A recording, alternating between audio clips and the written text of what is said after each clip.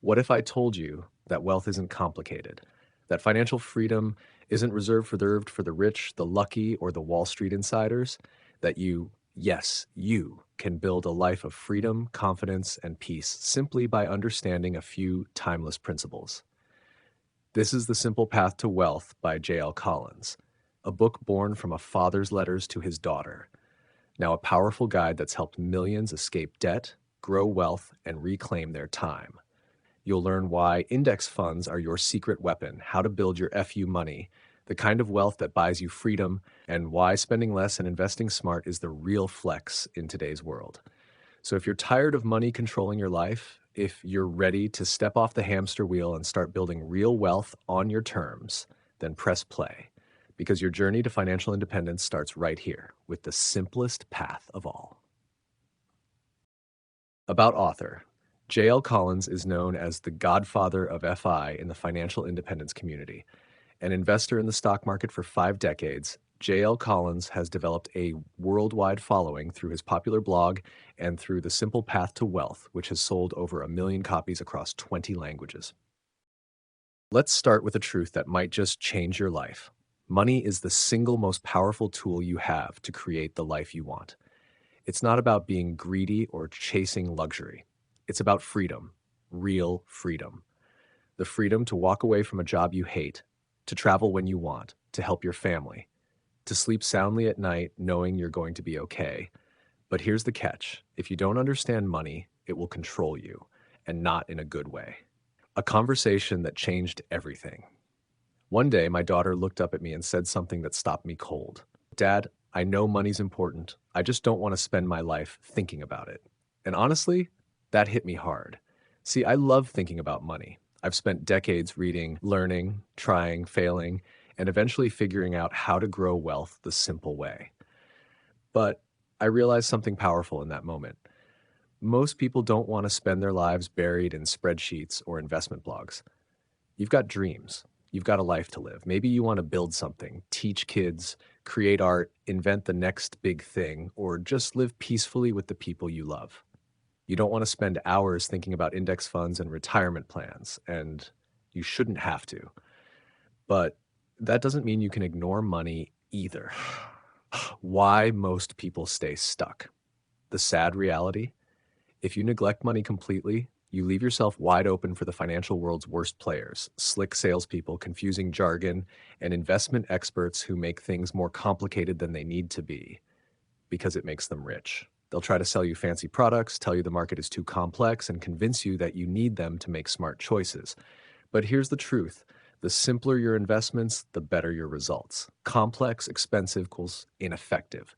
Simple equals powerful equals wealth building. The simple path, no magic required. So what do you need to do? It's shockingly basic. Spend less than you earn, invest the difference, avoid debt like it's a disease. That's it. Do that consistently and you'll build wealth, real wealth. Not just money, but freedom. Let's break it down with some real life flavor. Debt, the silent thief. Imagine carrying around a backpack full of bricks every day. That's what debt is. Every loan, every credit card balance, every buy now, pay later offer, those are bricks on your back. They don't just weigh you down financially, they wear you out emotionally. Want to feel free again? Drop the backpack. Kill the debt. Avoid debt like you'd avoid a bad ex. It may look harmless at first, but it'll drain your energy, mess with your mind, and leave you broke. What you own owns you. Think twice before chasing stuff. That fancy car, that massive house with rooms you never use. It might impress your neighbors, but it also locks you into bigger payments, more stress, and less freedom. Every time you buy something, ask, open quote, is this helping me build my freedom, or is it owning a piece of me? The power of FU money. There's a term I love, FU money. It's not about being rude, it's about having options. It's that moment when you realize, I don't have to take this job, this client, this nonsense. I can walk away. You get FU money by saving and investing relentlessly. Try saving 50% of what you earn. Sounds crazy? Not if you cut debt, live smart, and grow your income. It's totally doable, and the benefits are incredible. You save more, and you learn to live on less. That's a double win. The stock market, your wealth building machine. Yes, you should invest in the stock market. But let's make this clear. You're not trying to beat the market. You're trying to ride the market. Don't pick stocks. Don't time the market. Don't chase trends. Just invest in something called an index fund. Think of it like owning a tiny piece of every major company in the US. And yes, the market will drop sometimes. Sometimes it'll crash hard. The news will scream, sell, panic, it's all over. Your coworkers will freak out. Ignore them. Instead, keep investing. Buy more while it's on sale. That's how wealth is built. The 4% rule, the freedom formula. Here's a simple idea. Once you can live on 4% of your investments each year, you're financially independent. Let's say you've saved up $1 million. 4% of that is $40,000. If you can live on $40K a year, you're free. You never have to work again. You can choose to, but you don't need to. That's the goal, and it's totally achievable. Not in theory, in real life. Why I wrote this book and why you're listening. I didn't always know this stuff. I learned it the hard way, through mistakes, stress, trial and error. I started writing letters to my daughter, hoping to save her the pain I went through. Those letters became a blog. That blog became this book. And now this audiobook is here for you. I want your road to be smoother, your stress lower, your path clearer, and your future free. Your first step. Here's your takeaway for today. Spend less than you earn, invest the rest in simple index funds. Avoid debt like it's poison. Save like your freedom depends on it, because it does. That's it. No secrets, no tricks, just one simple, powerful path to wealth. Ready to take the next step? Great. Let's begin with a story. The Monk and the Minister, a modern parable about freedom. Let me tell you a short story. It's simple but powerful. And it might just change how you look at money, success, and what it means to live a rich life. There were once two childhood friends. They grew up together, laughing, dreaming, playing in the same dusty village streets. But as time passed, they took very different paths. One became a monk. He chose a quiet life focused on simplicity, meditation, and purpose. He lived humbly, eating mostly rice and beans, wearing the same plain robe each day. He didn't have much, at least not by the world's standards, but he had peace. The other friend became a minister, a high-ranking official in the king's court. He wore silk robes, dined on feasts, and lived in luxury. His days were busy, filled with meetings, deals, and obligations. He had power, money, and influence. Years later, they ran into each other. The minister, now well-fed and draped in expensive clothes, looked at his old friend and said with concern, open quote, if you could just learn how to please the king, you wouldn't have to live on rice and beans. Close quote. The monk smiled gently and replied, open quote, and if you could learn to live on rice and beans, you wouldn't have to please the king. Close quote. Now, take a moment to let that sink in. This little parable isn't just about two old friends. It's about us, about the choices we make every day when it comes to money, freedom, and how we define success. What's the real wealth? Most of us live somewhere between those two extremes. We're not monks and we're not kings. We have bills, jobs, families, dreams. But here's the key question. Are we designing our lives to chase more money, or are we using money to build more freedom? Because here's the truth most people never hear. Open quote, the less you need, the freer you become. Close quote. Think about that. The more expensive your lifestyle, the more you have to earn. The bigger the house, the fancier the car, the pricier the clothes, the more you're stuck working harder, longer, and sometimes for people or things you don't even believe in, just to keep up appearances.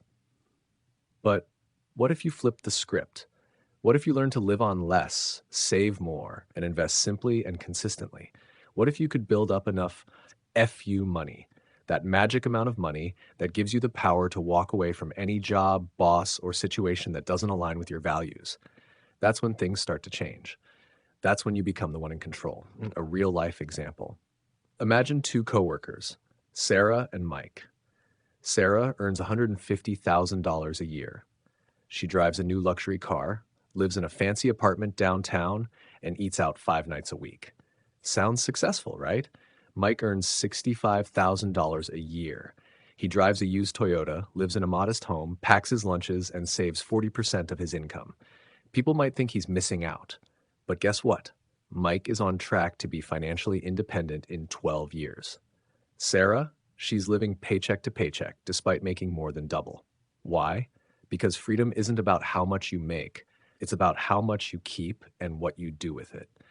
Choose your life. Look, this isn't about becoming a monk. You don't have to live off rice and beans unless you love them. They're actually pretty good and cheap. It's about recognizing this truth. Open quote.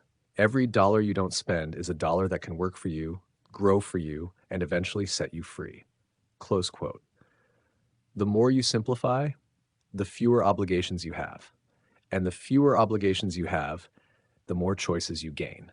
That's where real wealth lives, in the ability to choose. Choose how to spend your time. Choose what work you do or whether you work at all. Choose who you say yes to and who you say no to. Final takeaway. So what can you do today? Start small. Figure out what rice and beans means for you, not literally, but in terms of simplifying your lifestyle. What can you cut without losing what actually matters? Redirect that money into savings and smart investments, because each dollar you save is a step closer to your financial freedom.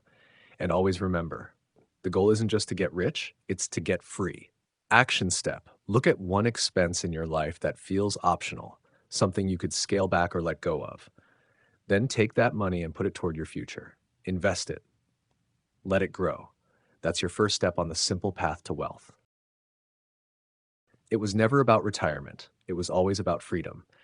Let me tell you something that might surprise you. For me, this whole journey to financial independence was never about retirement. It was about freedom. It was about options. It was about being able to say, no, thank you. Or if needed, absolutely not. It was about having what I like to call FU money. Let's rewind a bit. I started working young, really young. By 13, I already had jobs. Even earlier than that, I was hustling, selling fly swatters door to door and collecting bottles off the side of the road for nickels and dimes. I actually liked working, especially when it came with a paycheck. And saving? Oh man, I was hooked. Watching that money grow gave me a high that never wore off. Maybe it was in my DNA. Maybe it was my mom telling me that if I saved, I could buy a red convertible at 16. Spoiler alert, that car never happened. Life had other plans. When reality hits hard before I turned 16, my dad's health collapsed. Not long after, so did his business. My savings? They went to college instead of a convertible. And I learned the hard way that this world isn't financially safe. So many people go through life one paycheck away from disaster. One layoff, one illness, and boom, everything crumbles. You read about people in their 40s or 50s getting laid off after 20 years and suddenly being broke. How does that happen? Simple. They never learned how to master their money. The first time I wanted FU money, I didn't have a name for it at the time, but I knew what I wanted. Later, I read James Clavell's novel Noble House, and there it was, FU money, enough money to walk away from anything and answer to no one. In the book, the woman wanted $10 million. For me, it didn't need to be that much, because FU money isn't always about retiring forever.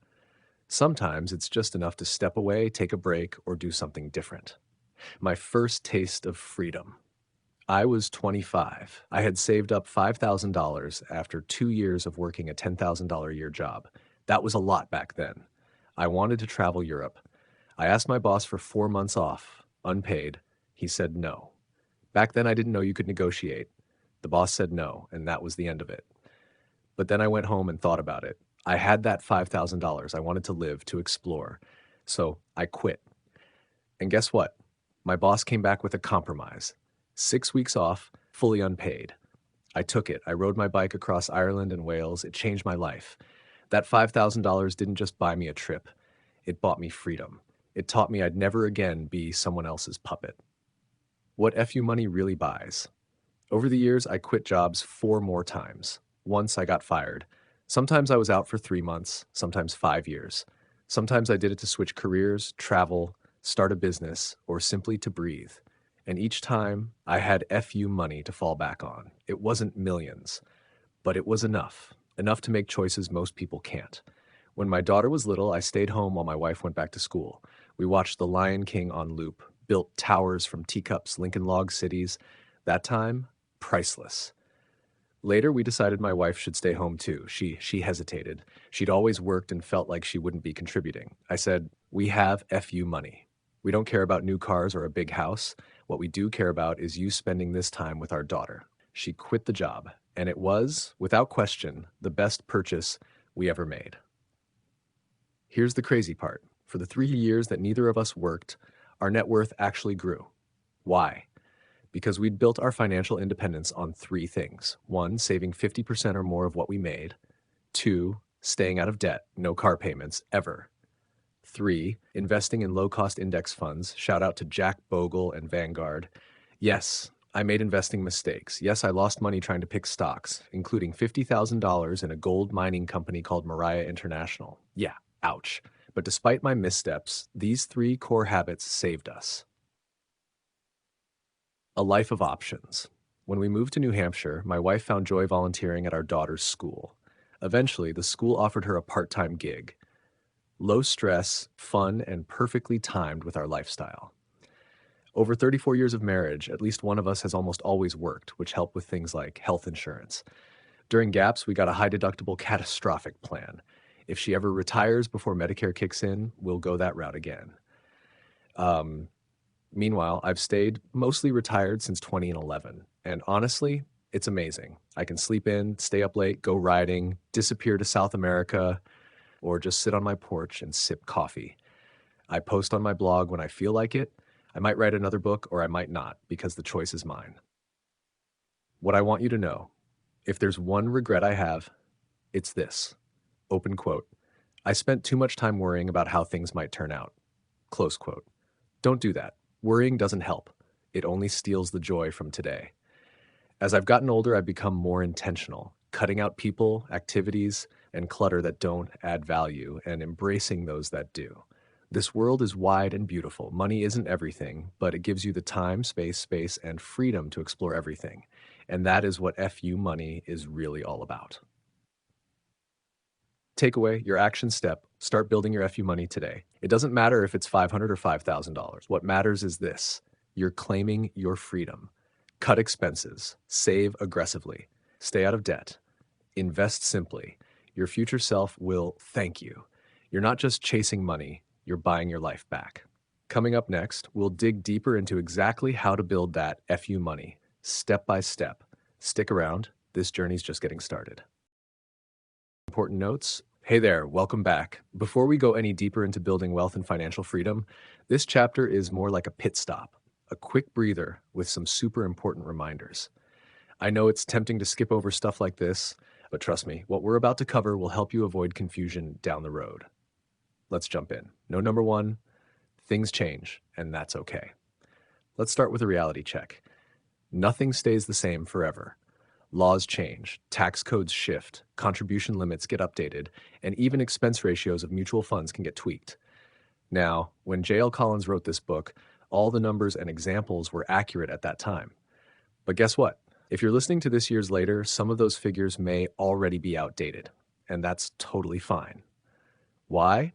Because the real value of this book isn't in the exact numbers. It's in the concepts, the strategies, the mindset. Think of it like using a map to understand a journey. Even if some landmarks move or roads get renamed, the overall direction is still solid. If you ever want to check the latest details, like how much you can contribute to a Roth IRA this year, or what the current tax brackets are, just take a moment to Google it, or visit sites like irs.gov or vanguard.com. Note number 2, about the projections and calculators in this book.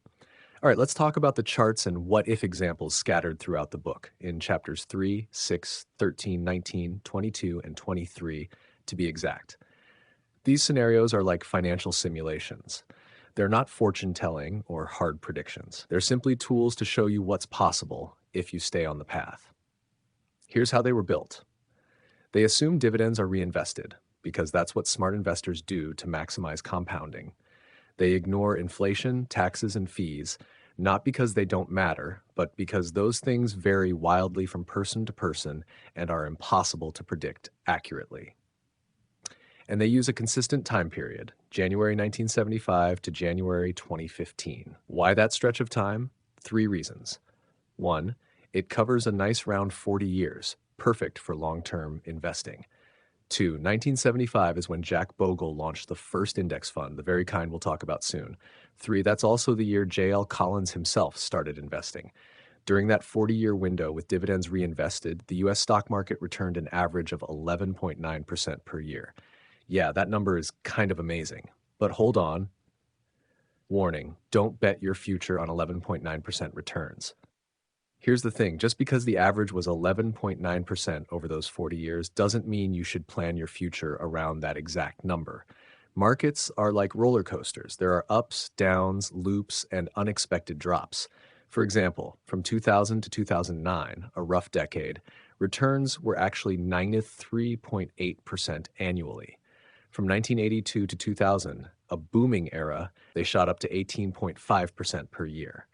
From 2009 to 2015, the market averaged 17.7% per year. So yeah, averages can be misleading depending on the window you choose. That's why nobody can predict exactly how the market will behave year to year.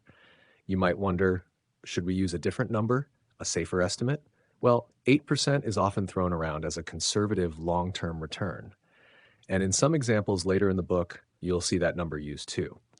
But here's the bottom line. Use whatever number makes you comfortable and then run the scenarios yourself. Tools like investor.gov's compound interest calculator or FireCalc.com let you play around with different timelines, rates, and contributions. A quick look at other return scenarios. Just to show you how different assumptions can change the math. Without reinvesting dividends, 8.7%. Without reinvesting plus factoring in inflation, 4.7%. Reinvesting dividends plus inflation considered 7.8%. All of these tell different stories, none of them guaranteed. That's the nature of investing. My final thought, focus on the process, not the prediction. The key takeaway here, don't obsess over the numbers. Instead, lock in the mindset. Stick with index funds, reinvest dividends, avoid high fees, stay consistent. Over time, the market rewards discipline and patience, not predictions. Action step. Pick one online calculator, like investor.gov's compound interest tool, and run your own what-if scenario. Try 7% and even 11.9% returns. Play around. Get familiar. Not because it'll be exact, but because understanding how growth works will fuel your motivation to stay the course. Chapter 1, Debt, the Dream Killer. Let me tell you a quick story. Not long after I graduated college, I got my first credit card. Back then, credit cards weren't as easy to get as they are today. These days, even your cat could probably get approved for one, and maybe even earn cash back while ordering gourmet kibble on Amazon. Anyway, I remember racking up about $300 that first month, and when the bill came, I saw a beautiful little box in the corner. Minimum payment due $10. Wait, what? I get to buy $300 worth of stuff and only pay $10 this month, and they'll still let me spend more? At first, it felt like magic, but then I heard my dad's voice echo in my head. If it sounds too good to be true, it is. Turns out I wasn't just borrowing money, I was signing up to pay 18% interest on anything I didn't pay off. And you know what? That's exactly what credit card companies are hoping you'll do. They're betting you'll fall into the trap and stay there. And sadly, they win that bet a lot. Hash, the real cost of normal theft. Take a look around you, your coworkers, your neighbors, your friends on Instagram showing off their new car or vacation in Tulum. What you probably won't see is the mountain of debt sitting silently behind those pretty pictures. The truth, debt has become normal in America. But normal doesn't mean healthy. Right now, Americans are drowning in over $12 trillion of debt. $8 trillion in mortgages, $1 trillion in student loans, $3 trillion in credit cards, car loans, and other stuff. And most people don't even see this as a problem. In fact, they think it's their ticket to the good life. But here's the hard truth. Debt isn't a tool. It's a trap. Why debt destroys wealth. If you're serious about financial freedom, about living life on your own terms, then here's where your journey starts. Debt is the enemy. Let's break down what debt actually does to you. 1, it shrinks your lifestyle. The more debt you have, the more of your income disappears into interest payments. You're earning money for someone else, not for your future. 2, it chains you to your job. You can't walk away or take a leap towards something you love if you're buried under bills. 3, it builds stress like a slow poison. Anxiety, guilt, shame. Debt isn't just financial, it's emotional. 4, it feeds destructive habits, shopping to cope, drinking to numb. You spend to escape, but only dig the hole deeper. 5, it steals your mental energy. You're stuck worrying about past decisions and future disasters, unable to fully enjoy the present. 6, it makes avoidance your default. You start ignoring the problem, hoping it'll magically go away. Spoiler, it won't. But what if I'm already in debt? Great question. Let's be real. Most people are. So here's how to think about it strategically. If your interest rate is under 3%, don't rush. Pay it off slowly while investing your extra cash instead. If it's between 3% and 5%, choose what feels best emotionally and financially. Either way is okay. Over 5%, pay it off aggressively. High interest debt is like termites in your financial foundation. But let's not just focus on numbers. Let's talk about peace of mind. Sometimes, even if it's not mathematically perfect, wiping out your debt fast just feels better. That's valid. The simple, not easy plan. Forget the complicated hacks and fancy spreadsheets. Here's the basic, powerful plan. 1, list all your debts. Every last one. 2, cut all non-essential spending. Goodbye $6 lattes and random Amazon buys. You're on a mission. 3, rank your debts by interest rate. 4, pay the minimum on all, then attack the highest interest debt with everything you've got. 5, when one is gone, move to the next. That's it. No magic. Just focus and follow through. What not to do. Don't pay someone else to fix it. Don't waste time consolidating loans or chasing lower interest rates. Don't pay off the smallest first just for a win. Focus on what costs you the most. Your turning point. Yes, it's hard. Yes, it will take time. But once you've built the habit of living below your means, once you've learned how to free up cash and aim it with purpose, you're already halfway to financial independence. Because the day your debt is gone, guess what? You don't stop. You just shift. From paying off debt to building wealth, from watching balances drop to watching your investments grow. The discipline you've built becomes your superpower. A word about good debt. You might hear people say, not all debt is bad. Some debt is good. Let's unpack that. Business loans. Sure, some businesses take loans to grow, but business debt is risky and should be handled with extreme caution. Most of us aren't running Fortune 500s. Mortgage loans. Buying a house can make sense, but don't let real estate agents and banks push you into more than you need. Bigger homes come with bigger everything. Insurance, maintenance, taxes, furniture, headaches. If financial freedom is your goal, buy the least house you need, not the most you can afford. Student loans. This one's especially dangerous. Back in the 1970s, you could pay for college by working a summer job. Today, kids are walking out of college with six-figure debt and no clear plan to pay it back. Worse, student loans are forever. You can't discharge them in bankruptcy. They'll follow you until you die. They'll even take your Social Security. This isn't just bad math, it's a moral crisis. We're turning young people into modern-day indentured servants. Final thoughts and action step. Let's wrap this up with one simple truth. Debt is not your friend. It is not normal. It is not a tool. It is a thief.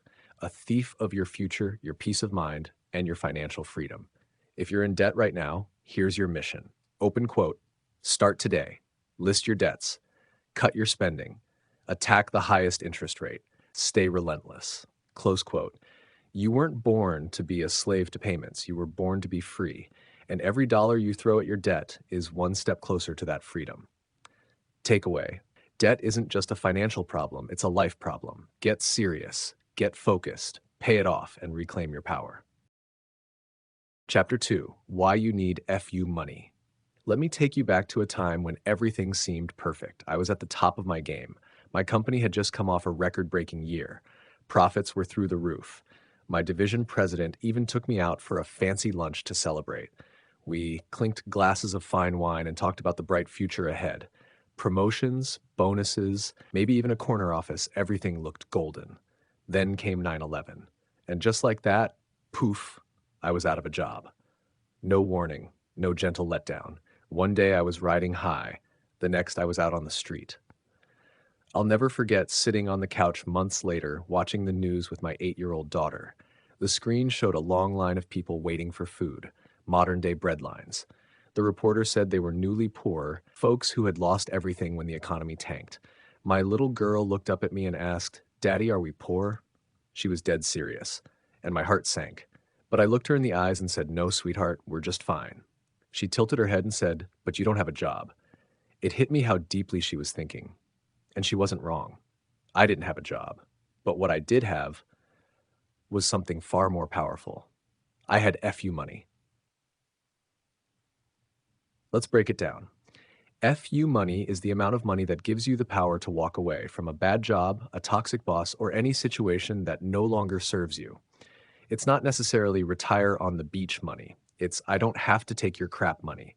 It gives you the confidence to say, no, I don't want to work overtime this weekend. Actually, I don't want to move to that city. I'm taking time off to be with my family. Or even, I quit.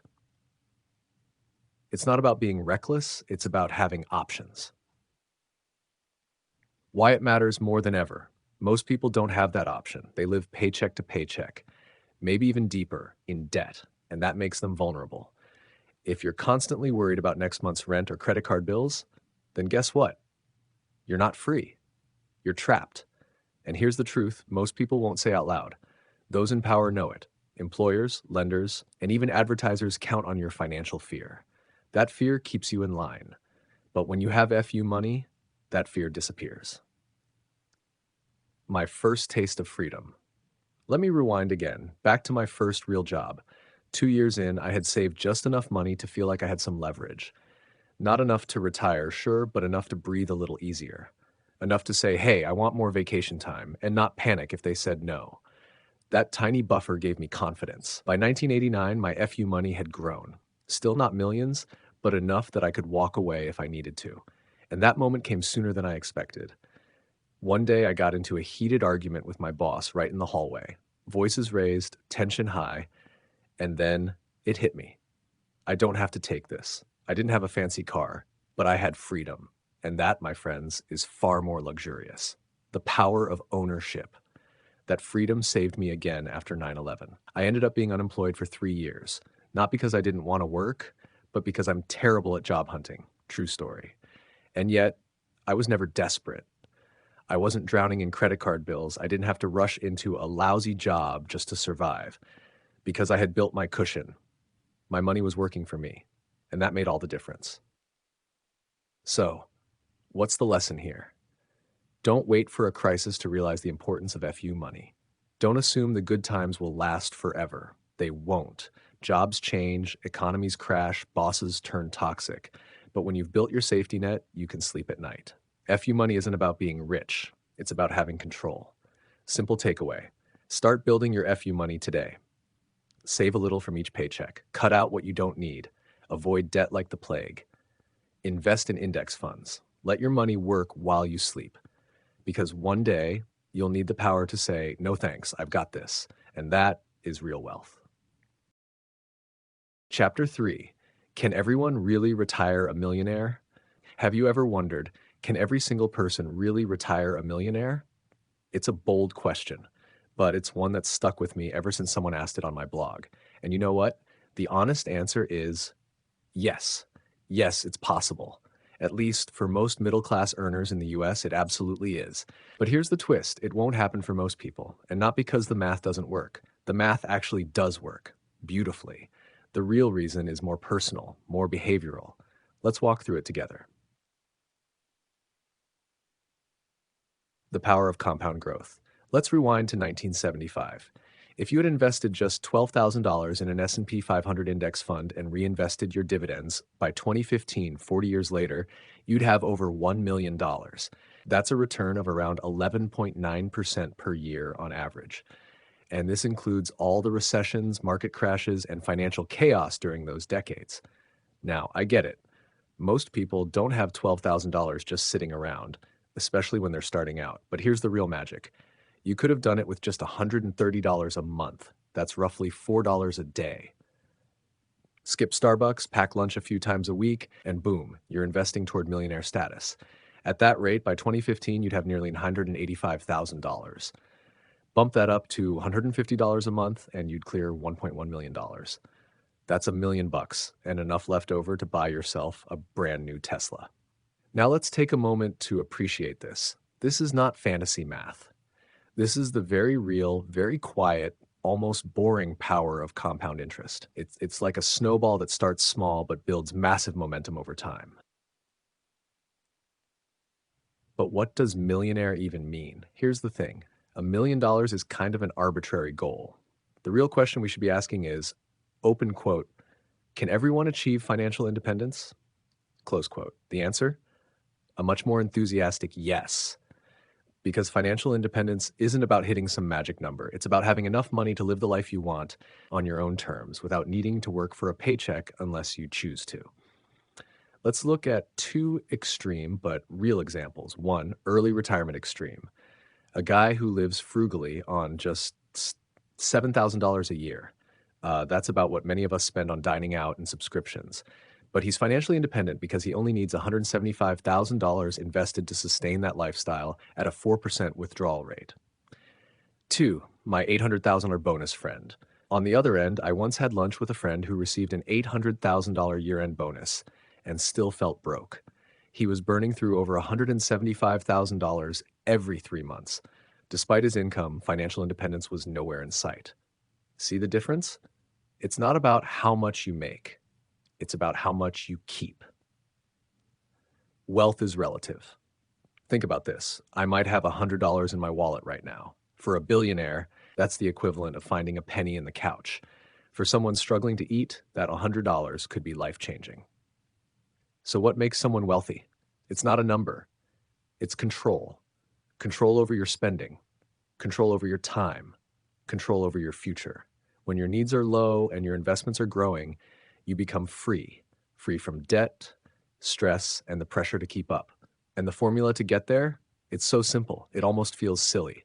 Open quote, spend less than you earn, invest the difference. Avoid debt, repeat, close quote. Do that consistently and wealth will follow. Maybe not overnight, but definitely over time. A real-world example. 25K salary to financial independence. Let's say you make $25,000 a year. Not a lot, right? But you decide to live on half, just $12,500 a year. That's tight, but with intentional choices, it's doable. Now, you invest the other $12,500 every year in something like VTSAX, Vanguard's total stock market index fund. If the market grows at its historical average of 11.9% in just 11.5 years, you'll have around $317,000. At a 4% withdrawal rate, that portfolio can generate $12,500 a year, passively. You've just replaced your income. You are now financially independent. Now suppose you decide to stop investing, spend your full salary, and let your investment grow untouched. In just another 10 years, that $317K becomes $960,000 without you adding a single cent. That now generates $38,000 a year in passive income. You went from surviving on $12,500 to earning 3 times that without lifting a finger. That's the power of time plus consistent investing. So why doesn't everyone do this? Because we're up against some serious forces. Every day we're bombarded with ads that say, you need that new iPhone, you deserve that luxury vacation, you must have the latest gadget, car, or fashion trend, and if you can't afford it, no worries. Just swipe your credit card. Take out a payday loan. Finance it for only $99 a month. It's not a conspiracy, it's just business. But the effect on your wealth? Devastating. The line between want and need is constantly blurred, and that confusion is what keeps people broke. I once had a friend tell me, with total sincerity, you can't raise a child properly without a high-end video camera. Really? Billions of kids have grown up just fine without being filmed. Truth is, there are very few true necessities in life, and when you learn to distinguish needs from wants, you unlock a level of freedom most people never experience. The millionaire mindset. To retire a millionaire, or better yet, live a financially free life, starts with a mindset shift. From spending to saving, from consuming to investing, from short-term thrills to long-term peace. You don't have to earn 6 figures. You don't need a trust fund. What you do need is the discipline to live below your means and the patience to let compounding work its magic. Final takeaway. You can retire a millionaire, but more importantly, you can become financially independent no matter your income. Open quote action step. Start by tracking your spending. Identify one area where you can cut back and commit to investing that amount monthly. Even $50 a month invested consistently can turn into six figures over time. Close quote. The journey doesn't require brilliance. It requires belief, a bit of sacrifice, and time. Start today, and your future self will thank you for the freedom. Chapter 4. How to Think About Money. Imagine this. You're holding a crisp, clean $100 bill in your hand. Brand new, smells like power, right? Now place it on the table in front of you. Take a good look. What does that money mean to you? Some people might immediately think, sweet, that's dinner for two at a fancy restaurant. Others might say, new sneakers, maybe some groceries, a tank of gas. And some might think, I could invest this and make it grow. And right there is the difference between staying broke, getting by, building wealth, or getting truly rich. Let's dig into this because how you think about money will shape your entire financial future. Level 1, it's not just about spending. Most people see money and immediately think, what can I buy with this? Let's be honest, we've all done it. That $100 could become a gadget, a meal, a weekend experience, and spending it feels good for a moment. But what if you thought about that $100 a little differently? What if instead of buying something, you invested it, and every year it made $8 to $12 for you on its own? Even if you only spent $4 of it each year, that $100 could stay intact and keep working for you forever. And what if you reinvested those earnings instead of spending them? Let it compound, like a snowball rolling downhill, getting bigger and faster every year. That's the magic of thinking in terms of what your money earns, not just what it buys. Consider Mike Tyson.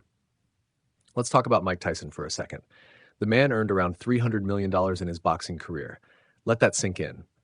$300 million. And yet, he went bankrupt.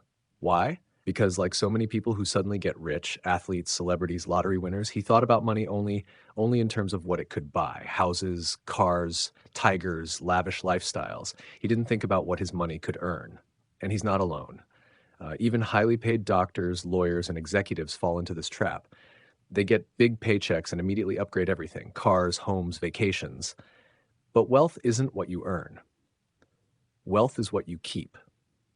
And more importantly, it's what you let your money do for you. Shift your mindset.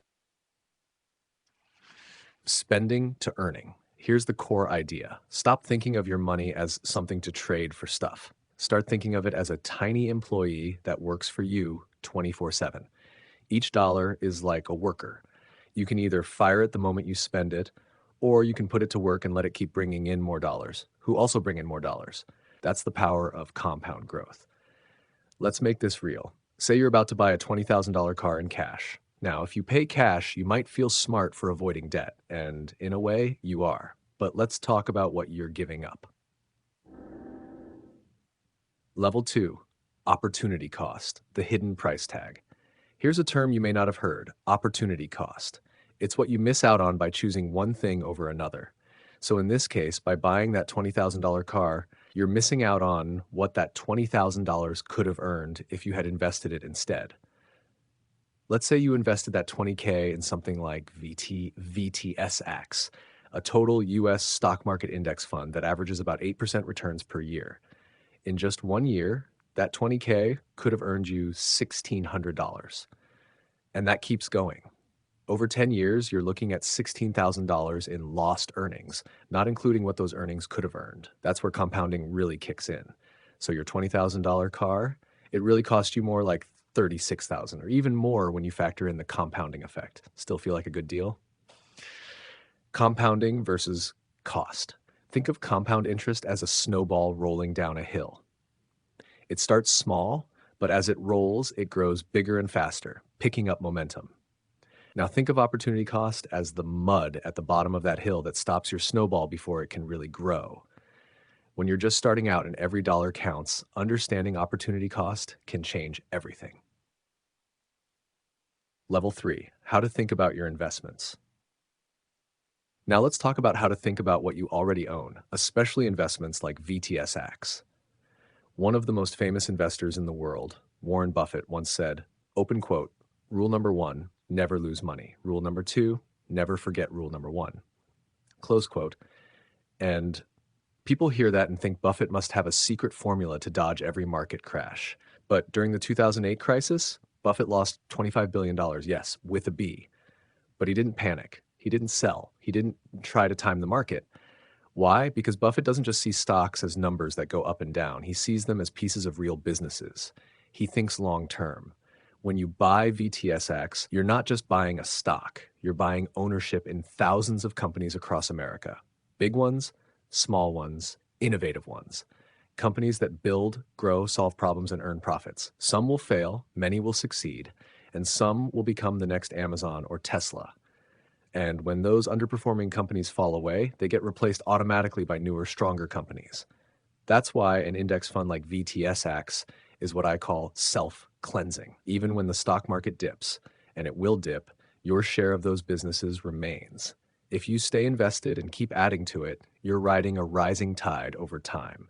History has shown that the market, while bumpy, trends upward in the long run. A better way to look at market fluctuations. Let's say you bought $10,000 worth of VTX at $53.67 per share. That's about 186 shares. If the share price jumps to $56 next week, you feel great. If it drops to $52, you might feel sick. But here's the thing. You still own 186 shares either way, and those shares still represent a slice of 700 plus American companies.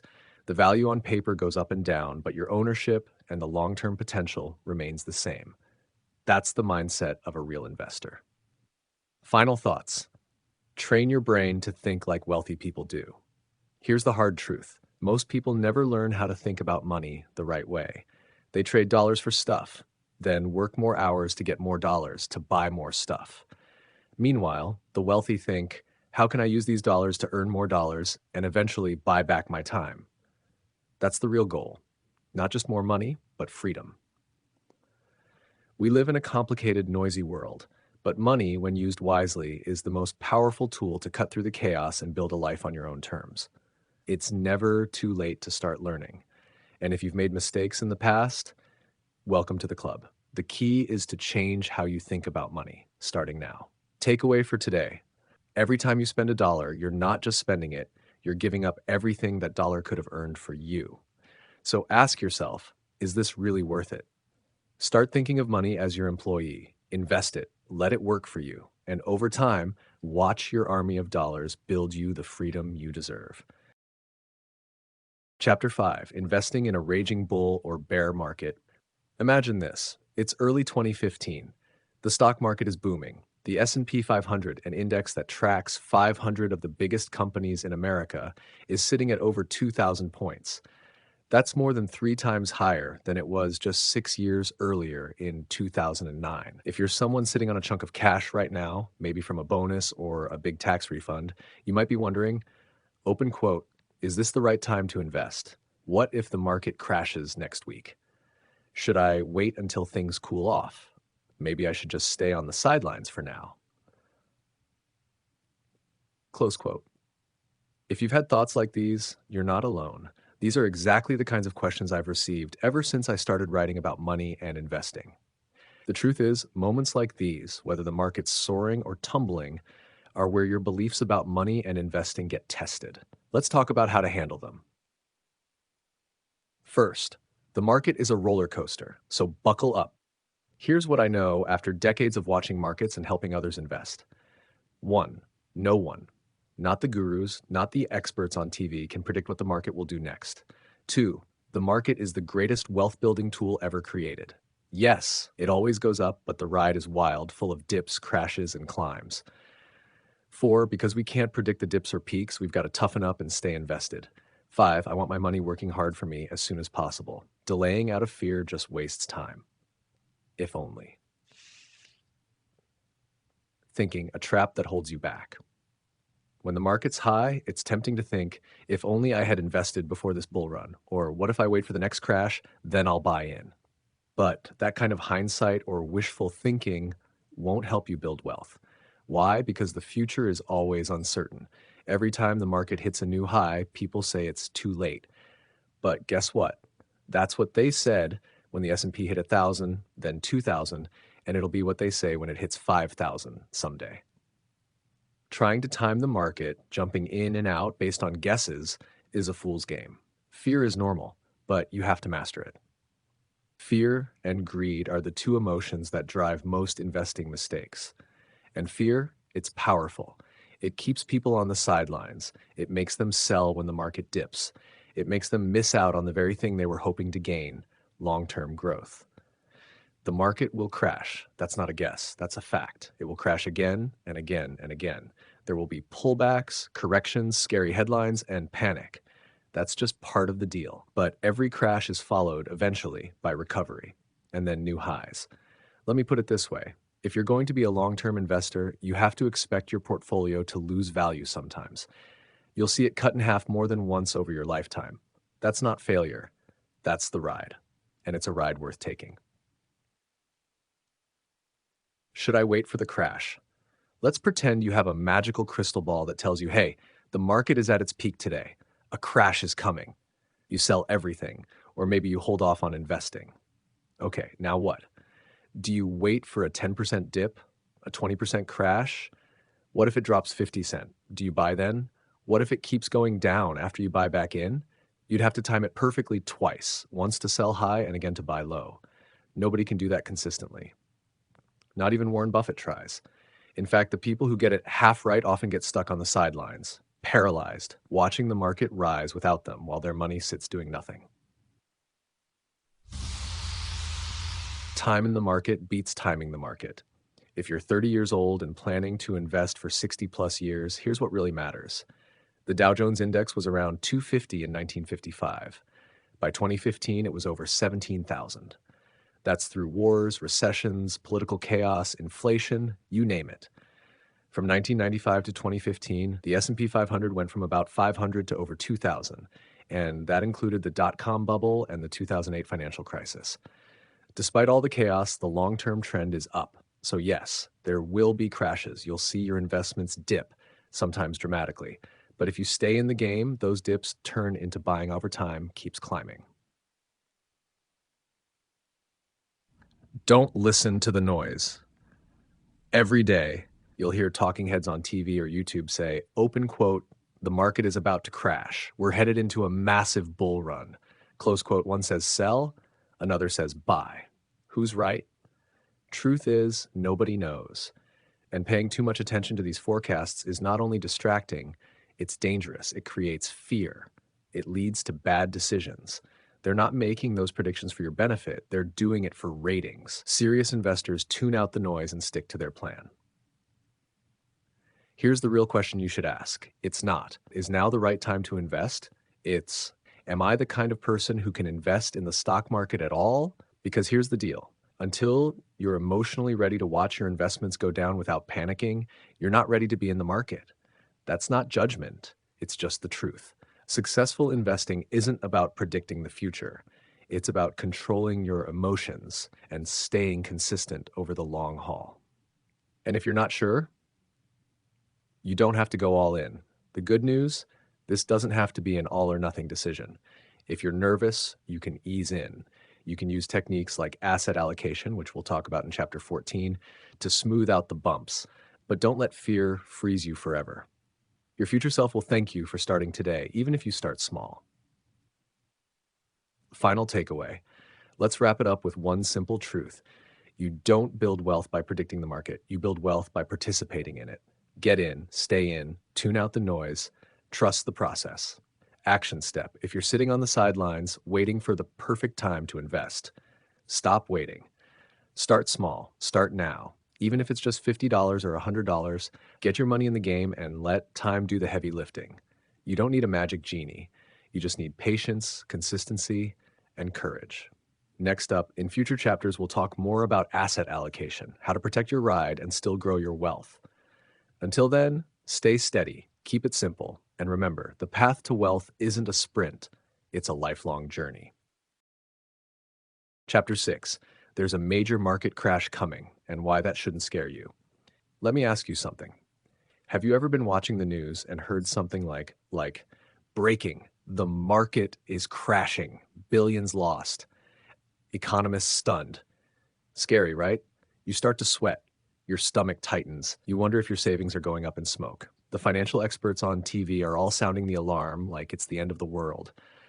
But what if I told you this kind of fear is not only normal, it's actually necessary, and even better, it's a golden opportunity.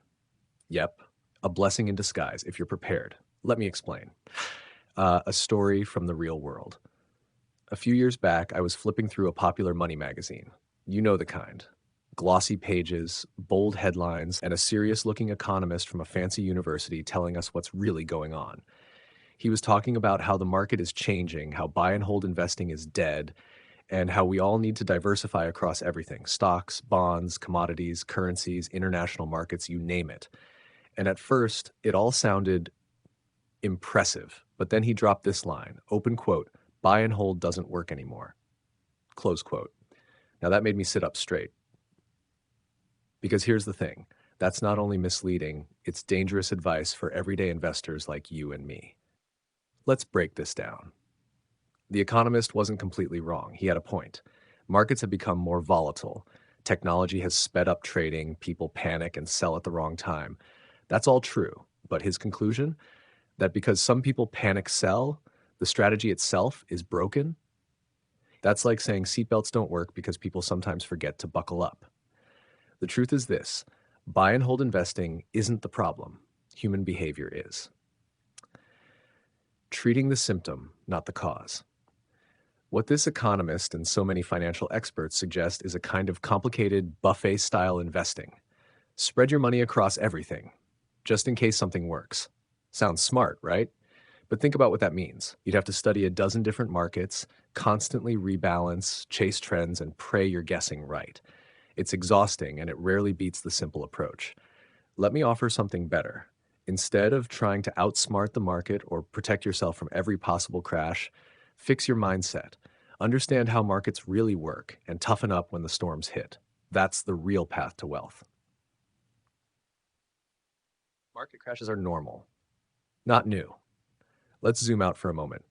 Over the last 50 years, here's just a partial list of market disasters: the oil crisis and inflation in the 70s, Black Monday in 1987, the dot-com bubble burst in the early 2000s, 9/11, the housing crash and Great Recession of 2008, COVID-19 crash in 2020. Each one felt like the end of the world at the time. And yet, here we are. In 1974, the Dow Jones closed around 616. By the end of 2014, it was over 17,800. If you had simply invested $1,000 and done nothing but stay calm, it would have grown to nearly $90,000 by 2015. No fancy strategies, no guesswork, just staying the course. But what about the next crash? It's coming. Another crash, another scary headline, another flood of fear. Just like winter brings snow, the market brings crashes. That's the rhythm of investing. But here's what most people miss. The crash is not the problem. Your reaction to it is. Every time the market tanks, investors fall into two groups: the panickers who sell at the bottom and lock in their losses, the calm ones who stay invested or even buy more and ride the wave back up. Guess which group ends up wealthy? The core truths you must understand. Let's make this super clear. Burn these into your mind. 1, market crashes will always happen, maybe once a decade, maybe more often. You can't avoid them. 2, the market always recovers, always. History proves it, over and over again. If it doesn't recover someday, we've got bigger problems than our portfolios. 3, the market always goes up in the long run. It's a rocky road full of dips and detours, but the overall direction is up. 4, the stock market is the best performing investment over time. Period. Nothing else. Real estate, gold, crypto beats it in the long haul.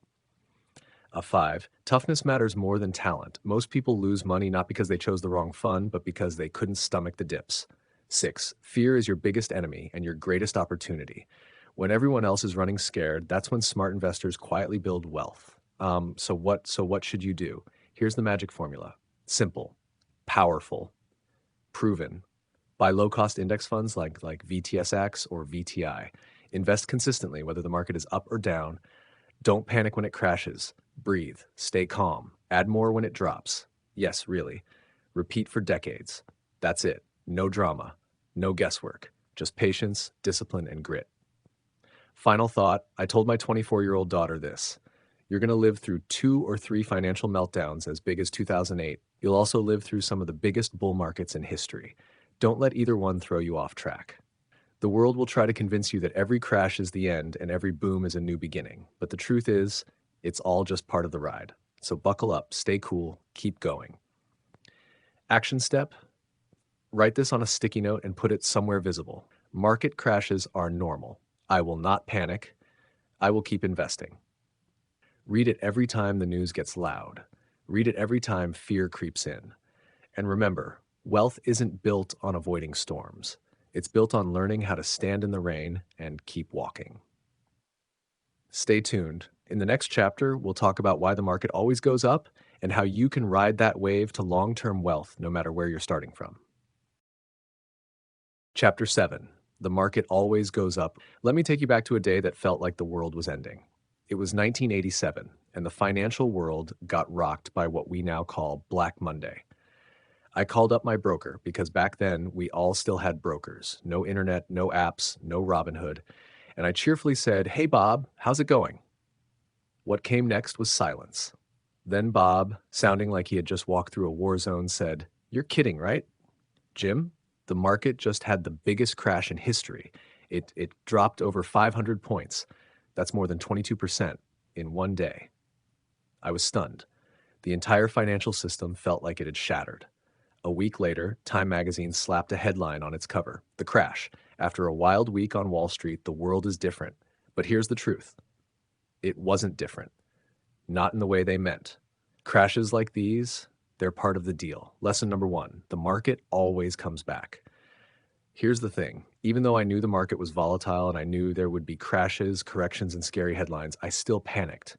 I held on for a few months after Black Monday, but the fear finally got to me. I sold. And guess what? That day when I sold everything, the market was near its bottom. Not long after, it started climbing again. It always does. Schrodeviem. I had locked in my losses. I had missed the recovery. It was painful, but it was one of the most valuable lessons of my life.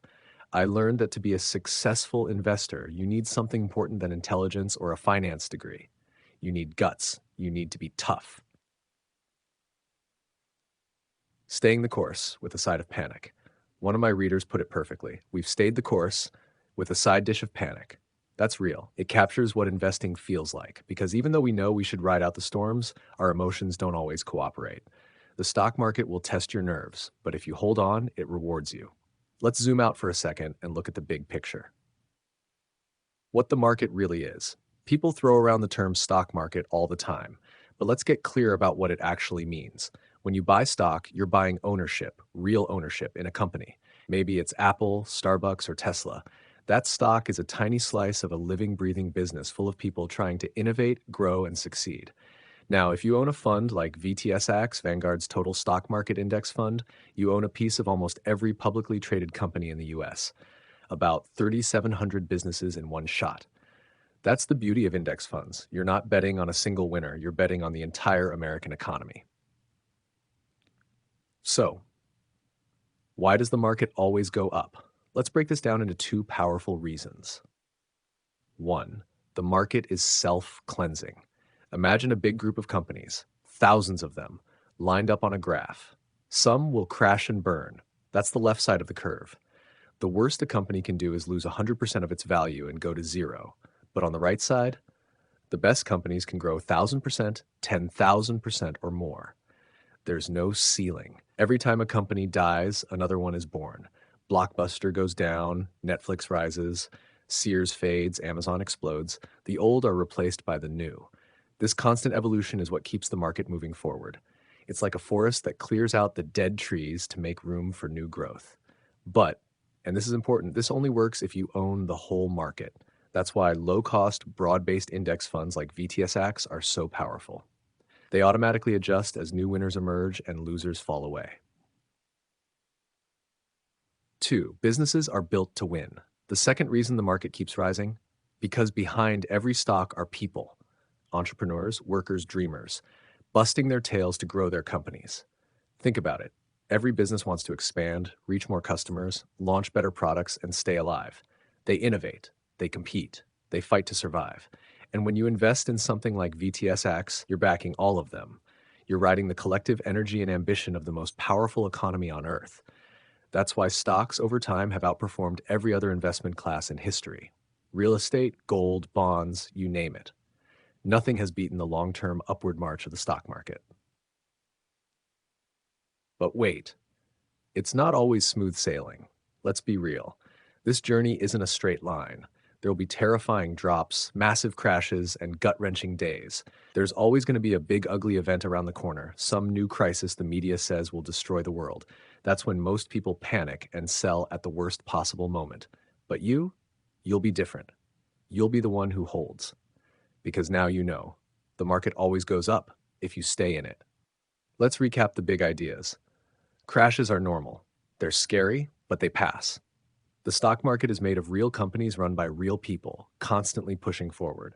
Broad-based index funds like VTSAX are self-cleansing. They drop the losers and ride the winners. Over time, the market has always gone up. That's the pattern. That's the history. Your job? Be patient. Be tough. Stay the course. Action step: if you're investing, make it automatic. Set up a recurring investment into a total stock market index fund like VTSAX or VTI. Then let it ride. Don't check it every day. Don't flinch at the headlines. Just trust the process. Because while the road may get bumpy, the direction is always upward, and that's the simple path to wealth.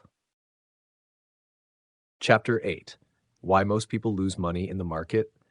Let's take a breath for a second. In the last chapter, we painted a pretty exciting picture of the stock market. It was all about growth, long-term success, and building real wealth.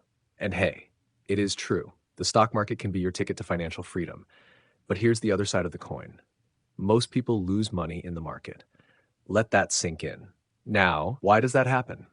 Why do so many people fail, even when the market is actually a powerful wealth-building machine? Let's break it down together, like we're having coffee and talking real talk about money. 1. We think we can time the market. Here's the fantasy. You'll jump into the market when it's low, ride the wave up, then sell right before it crashes. Boom, instant millionaire. But here's the truth. Nobody consistently times the market right. Not you, not me, not even most professionals. Most people do the opposite. They buy when stocks are flying high because everyone else is doing it. Then they panic and sell when the market dips because they're scared. Imagine if someone bought stocks in a booming economy, then freaked out and sold everything during a dip like 2008 or 2020. That's a recipe for loss, not wealth. It's not a flaw in your intelligence. It's human nature. We're emotional creatures living in a roller coaster financial world. Psychologists have studied this.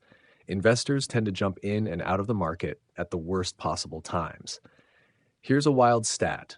Most people who invest in mutual funds don't even earn as much as the fund itself earns because they keep buying high and selling low. It's like owning a winning horse, but jumping off right before the finish line. 2. We think we can pick winning stocks. Let's say you hear about a hot stock. Everyone's talking about it. You buy it, and guess what? It jumps. You feel like a genius. Feels great, right? Like you've cracked the code. But this is where it gets dangerous. Because now, you're hooked. You start believing you can do it again and again, but eventually, the magic runs out. The truth is, even most pros can't consistently pick winning stocks. That's why folks like Warren Buffett and Peter Lynch are legends. They're the exceptions, not the rule. I've dabbled too. In 2011, I picked 5 stocks and made 19% in 4 months. Felt amazing. But could I repeat that year after year? Not a chance. Picking stocks is like trying to win at roulette. Sure, you might get lucky once, but it's not a long-term strategy for building real, stable wealth. That's why I lean on index funds. They quietly, steadily grow with the market without needing luck or guesswork. 3. We think we can pick winning fund managers. A lot of folks think, okay, I won't pick stocks, but I'll pick a mutual fund manager who can. Sounds smart, right? But here's the catch. Most actively managed funds don't beat the market, and they still charge you high fees whether they win or lose. Think about it this way. In 2013, Vanguard studied 1,500 plus actively managed funds over 15 years. Only 18% beat the market, and only after surviving that long. That means 82% failed, and investors paid for the privilege. Worse, there are more mutual funds than actual stocks in the market. Let that sink in. It's like having more cooks than ingredients in a kitchen. Chaos.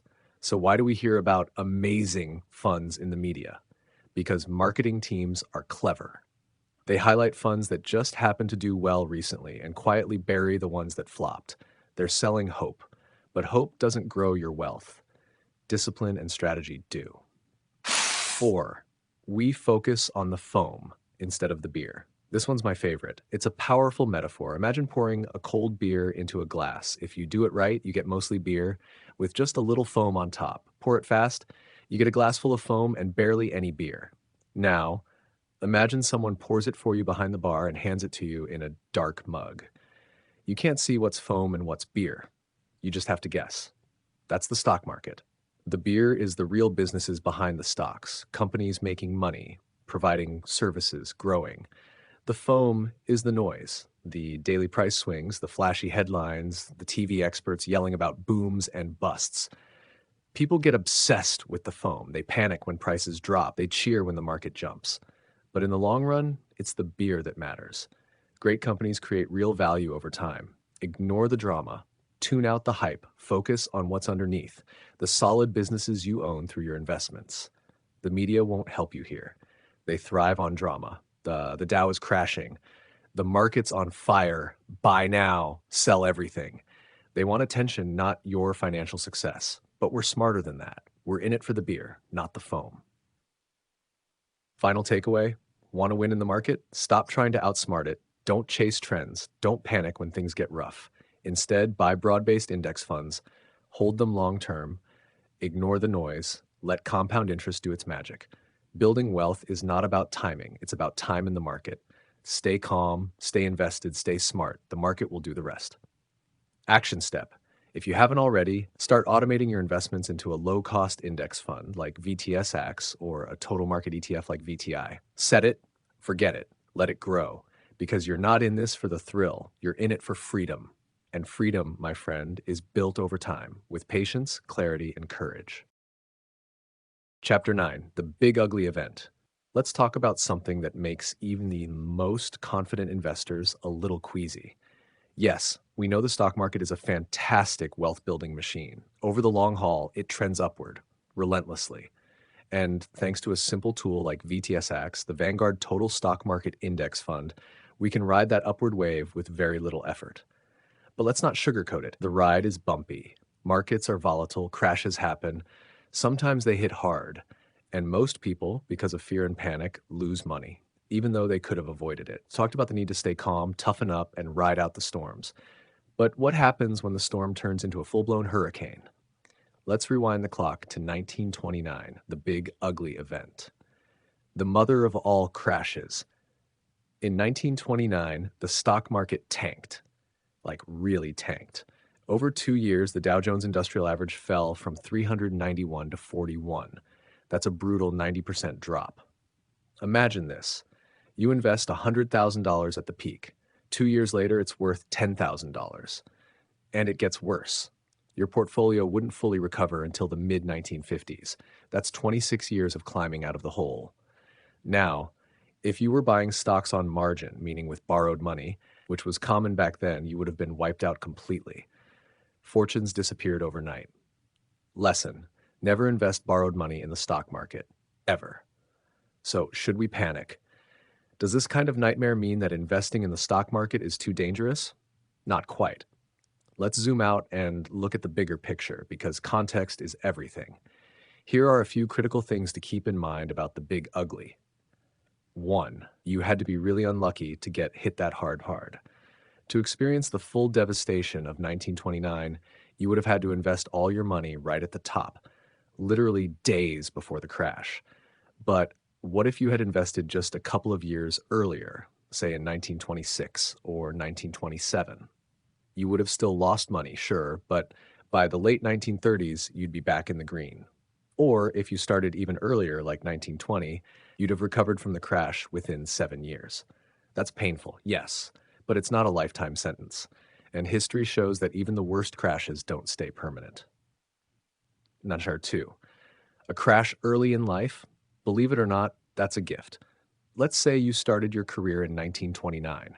If you kept your job, as 75% of workers did, you'd have had decades to buy stocks at bargain basement prices. That's like walking into a store where everything's on a 90% discount. If you stay consistent and keep buying, you actually come out way ahead. Market crashes are scary, but they're also clearance sales for the patient and persistent. 3. Even retirees had a silver lining. Now imagine you were already retired in 1929 with $1 million invested. Yes, by 1932, that portfolio would have been worth only $100,000.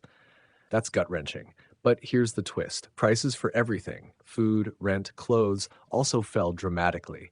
This was a deflationary event, which means your money, though less in number, still went further in buying power. Plus, your investments had nowhere to go but up. How for? This kind of crash is exceptionally rare. Here's some good news. In the last 115 plus years, a crash like 1929 has only happened once. Even in 2008, when we were teetering on the edge of disaster, we didn't go over. Systems that were put in place after the Great Depression helped catch us before we fell into the abyss again. That's not to say it can't happen, but history shows that it's extraordinarily rare. Number 5, the other monster, hyperinflation. Now let's talk about the other economic doomsday scenario, hyperinflation. Unlike deflation, which makes your money more powerful, hyperinflation turns your money into monopoly cash. It's happened before. Zimbabwe, 2008, Hungary, 1946, Germany, 1920s, leading to mass poverty and political chaos. Hyperinflation is when prices spiral out of control and your money rapidly loses value. Instead of a loaf of bread costing $3, it might cost $3,000, then $300,000, then $3 million. Good news, it's extremely rare in developed countries and hasn't hit the US since the Revolutionary War. Governments actually like a little inflation. It greases the wheels of the economy, helps wages grow, and lets debts be paid with cheaper dollars. But when it runs too hot, it's a problem. How does this tie back to VTSAX? Here's why index funds like VTSAX are powerful tools. When you own stocks, you own businesses, and businesses have assets, factories, products, land, that often rise in value with inflation. So even when the value of money drops, the value of real assets goes up. That makes stocks a decent hedge against inflation, especially the moderate kind. The real question, what kind of risk can you handle? Look, there's no investment in the world that's completely risk-free. But when you look at the last century of stock market performance, the pattern is clear. Crashes are rare.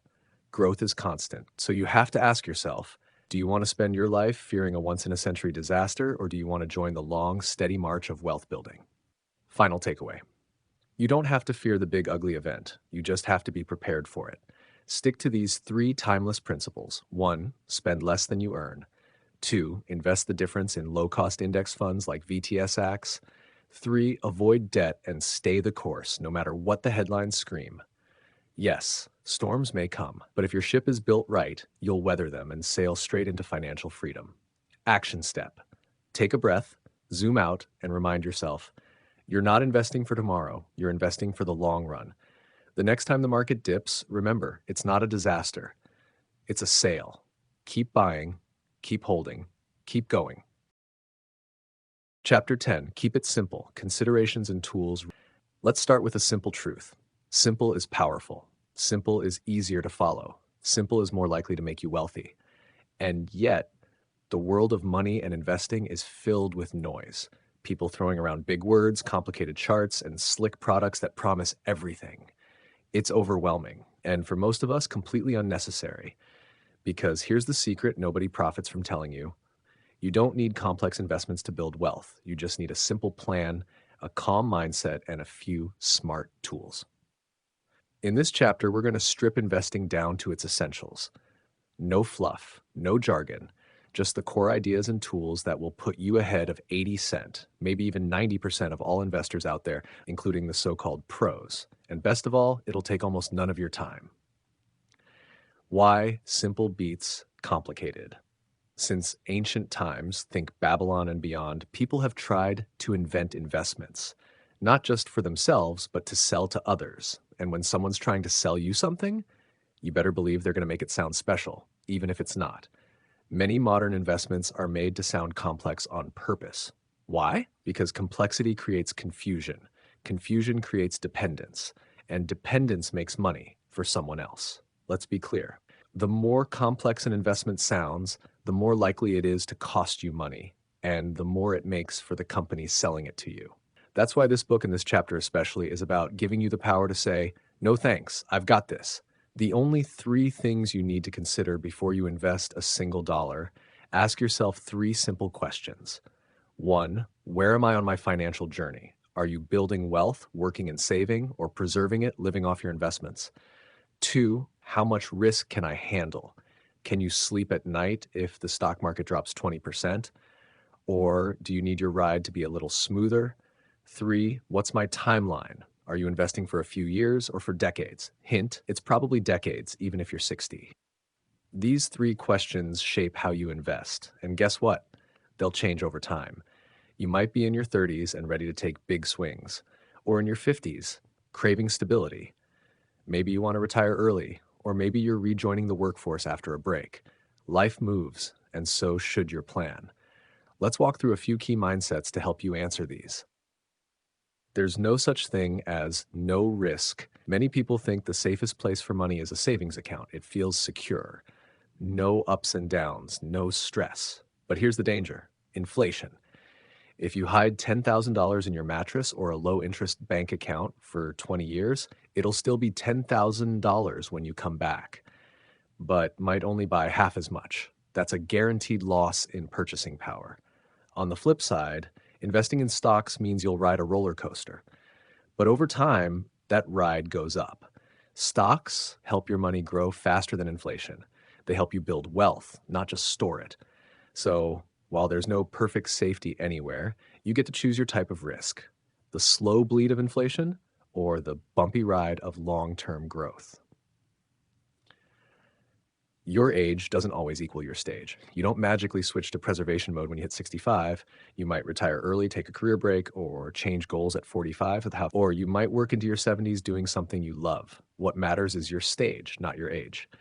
Wealth accumulation stage equals you're earning and saving. Wealth preservation stage, you're living off your savings. And here's a big one. These stages can shift back and forth. Life isn't linear. Neither is your financial plan. Why you need FU money. Let's talk about something that gives you power, freedom, and peace of mind. FU money is the money that lets you walk away from any job, person, or situation that's no longer good for you. It gives you options. It doesn't have to be millions. Even a few months' worth of expenses saved up can give you breathing room when life gets tough. If you don't have it yet, start building it now. It's the best financial gift you'll ever give yourself. Long-term is longer than you think. A lot of financial advisors use this rule. Subtract your age from 100 or 120, and that's how much of your money should be in stocks. So a 60-year-old should supposedly have only 40% in stocks. But let's pause here. People are living longer.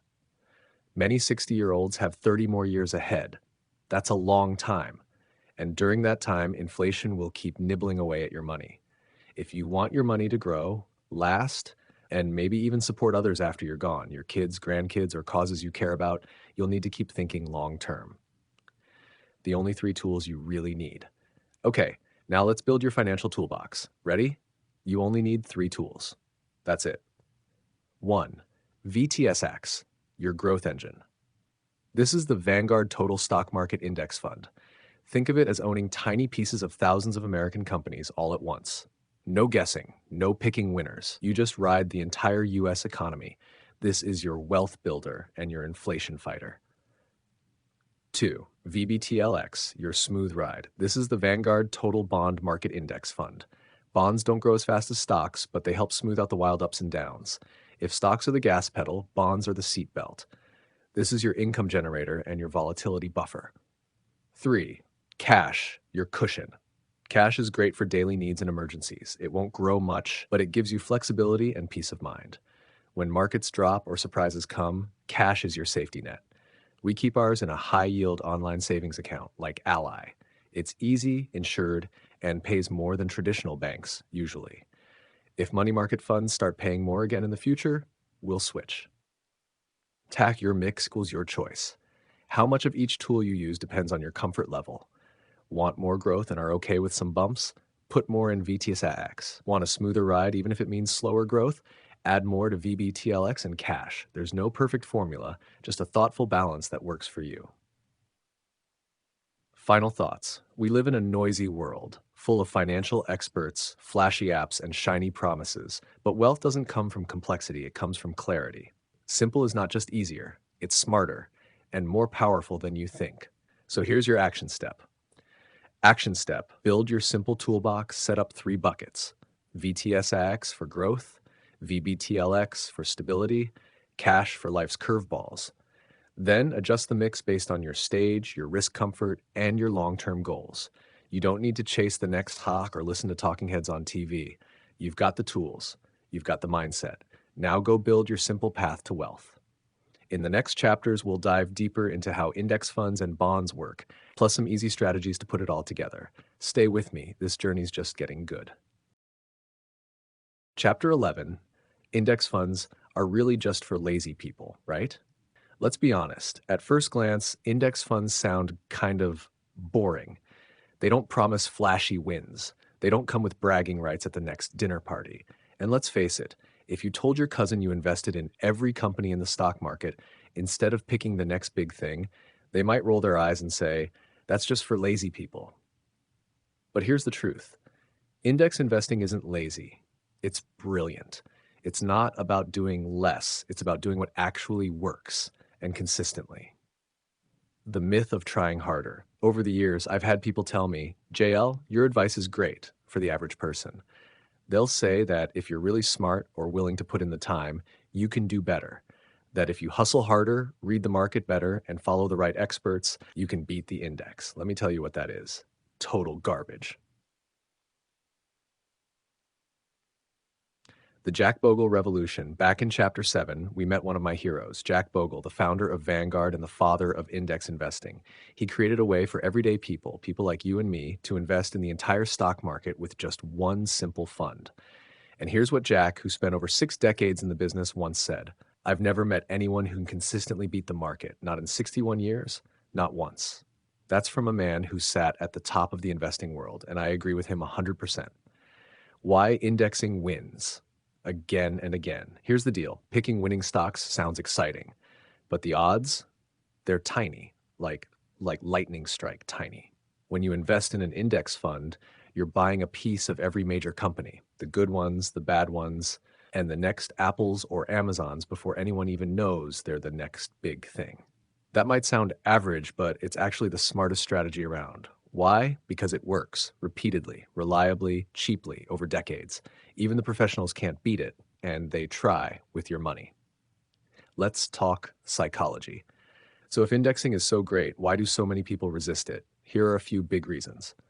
1, we think we're smarter than the market. Smart people often struggle with the idea that they can't outperform something as basic as an index. I get it. I've been there. But here's the truth. Even Wall Street's brightest minds get humbled by the market. Remember General Motors in the 60s? People thought they were too big to fail. Yet decades later, they were on the brink of collapse and needed a government bailout. Meanwhile, in the 90s, people were betting Apple wouldn't survive. Today, it's the largest US company by market value. You just can't predict who will be king next year. Ashash number 2. We confuse average with mediocre. When you hear index returns are average, it sounds unimpressive.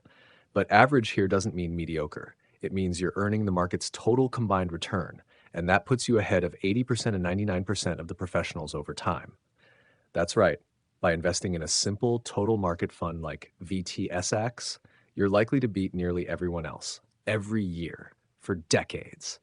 That's the kind of average I'll take any day. Number 3.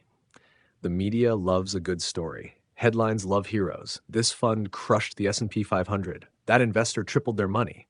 It's exciting, it sells, and the financial media is often funded by the very firms they cover. But they're telling stories, not giving you a plan for your life.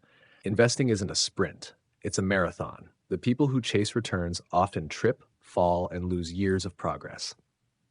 And 4, we don't understand the real cost of fees. Let's say you're paying 1% in fees to a fund manager or financial advisor. That sounds small, right?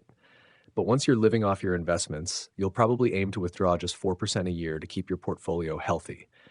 That 1% fee, it's eating up 25% of your income, year after year. That's not a minor fee, that's a monster drain on your future. Now compare that to VTSAX, which has an expense ratio of just 0.05%. That's practically free. Jack Bogle said it best: performance comes and goes, fees are forever. 5, we want the thrill. Let's face it, index investing isn't sexy. There's no adrenaline rush, no I called the next Tesla, no champagne-worthy bragging rights. But what it does give you? Freedom, time, peace of mind, and eventually, F you money. I'll gladly trade the thrill of a gamble for a life of abundance. Or 6, we've been brainwashed.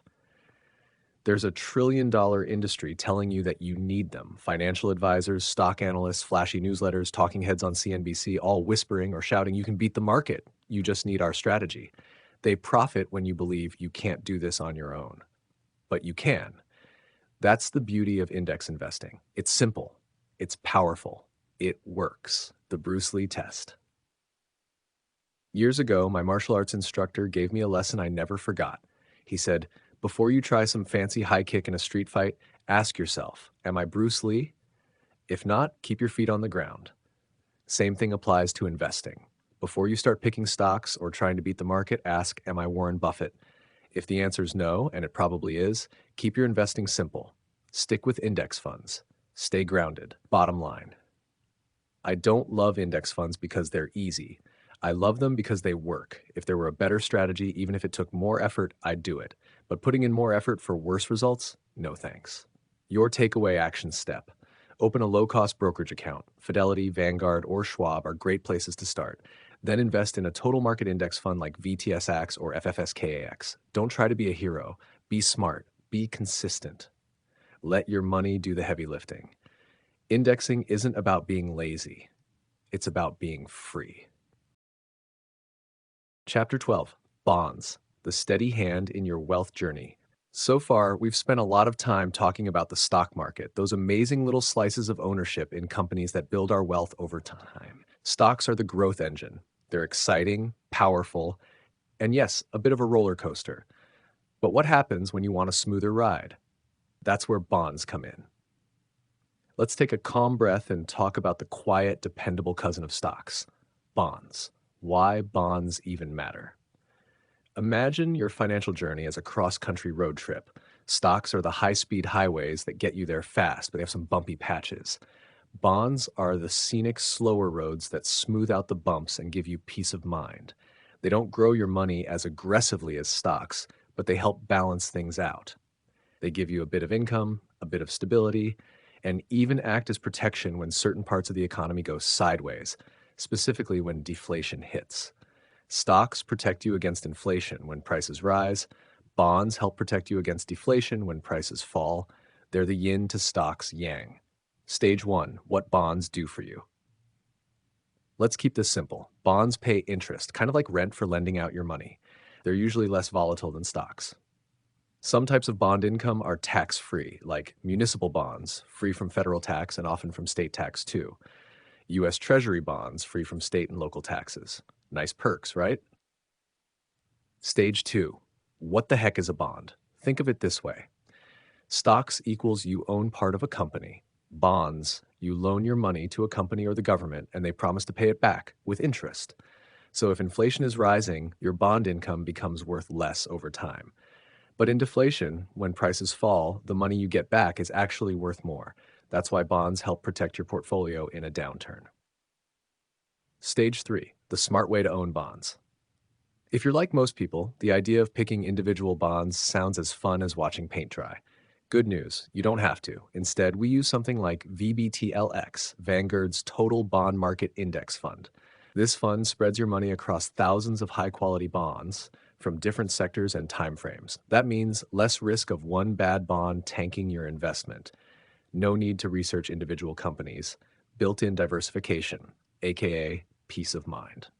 Stage 4, the two basics, interest rate and term. Let's say you buy a $1,000 bond at 10% interest with a 10-year term. Each year, you get $100 in interest. That's 10% of $1,000. After 10 years, you get your full $1,000 back. The only risk? The borrower might not pay you back. That's called default risk. Bonds are graded like report cards. AAA is top notch. D is, well, not great. The lower the grade, the riskier the bond, and the more interest you get paid because lenders want a reward for taking the risk. Stage 5. When interest rates change, here's where it gets a little tricky, but stick with me. It's worth it. If you sell your bond before it matures, its value can go up or down depending on current interest rates. Let's say you're holding a bond that pays 10%. If new bonds are now offering 15%, nobody wants your old 10% bond unless you sell it for less. On the flip side, if new bonds only pay 5%, your bond becomes a hot item and is worth more. But if you just hold on to your bond until the end, you'll get all your money back, plus the interest, as long as there's no default. Stage 6, short versus long-term bonds. The length of the bond, the term, also matters. Short-term bonds, 1 to 5 years, equals lower interest, lower risk. Mid-term, 6 to 12 years, medium risk and return. Long-term, 12 plus years, equals higher return, more risk. Why? Because over 20 years, a lot can change with interest rates, inflation, and the economy. Investors want to be compensated for that extra uncertainty. This difference in rates is visualized in something called a yield curve. When short-term rates are higher than long-term ones, called an inverted yield curve, it's usually a warning sign, often predicting a recession. Stage 7, the biggest bond risk, inflation. Inflation is like a slow leak in your wallet. It makes your future dollars worth less. When you lend money through a bond and inflation rises, the payments you get back won't buy as much as they used to. That's why bond rates usually try to bake in expected inflation, but it's never a perfect science. This is also why longer-term bonds pay more. They're more exposed to inflation risk. Stage 8, other risks to watch for. Let's cover a few extra curveballs. Credit downgrades. That AAA-rated company you trusted, it might hit hard times and get downgraded, making your bond worth less. Callable bonds. The company can call the bond early, basically pay you off and stop paying interest. This usually happens when interest rates drop. Liquidity risk. Some bonds are harder to sell if few people want them. Less demand equals lower resale value. Thankfully, all of these are greatly reduced when you own a bond index fund like VTSAX. It spreads your risk and keeps things simple. Stage 9, municipal bonds, special case. Municipal bonds, munis, for short, are issued by local governments to fund public projects like schools, bridges, and water systems. They usually pay less interest, but they come with a big bonus. They're tax-free at the federal level and often state level too. If you're in a high tax bracket, munis can be a smart move. Vanguard even has state-specific muni bond funds you can check out. Stage 10. So many bonds, so little time. There are millions of bonds out there, different types, lengths, rules, and issuers. They can come from the federal government, local cities, or Fortune 500 companies. But here's the good news. You don't need to be a bond expert. With a simple, low-cost, broad-based bond index fund, you get all the benefits with none of the complexity.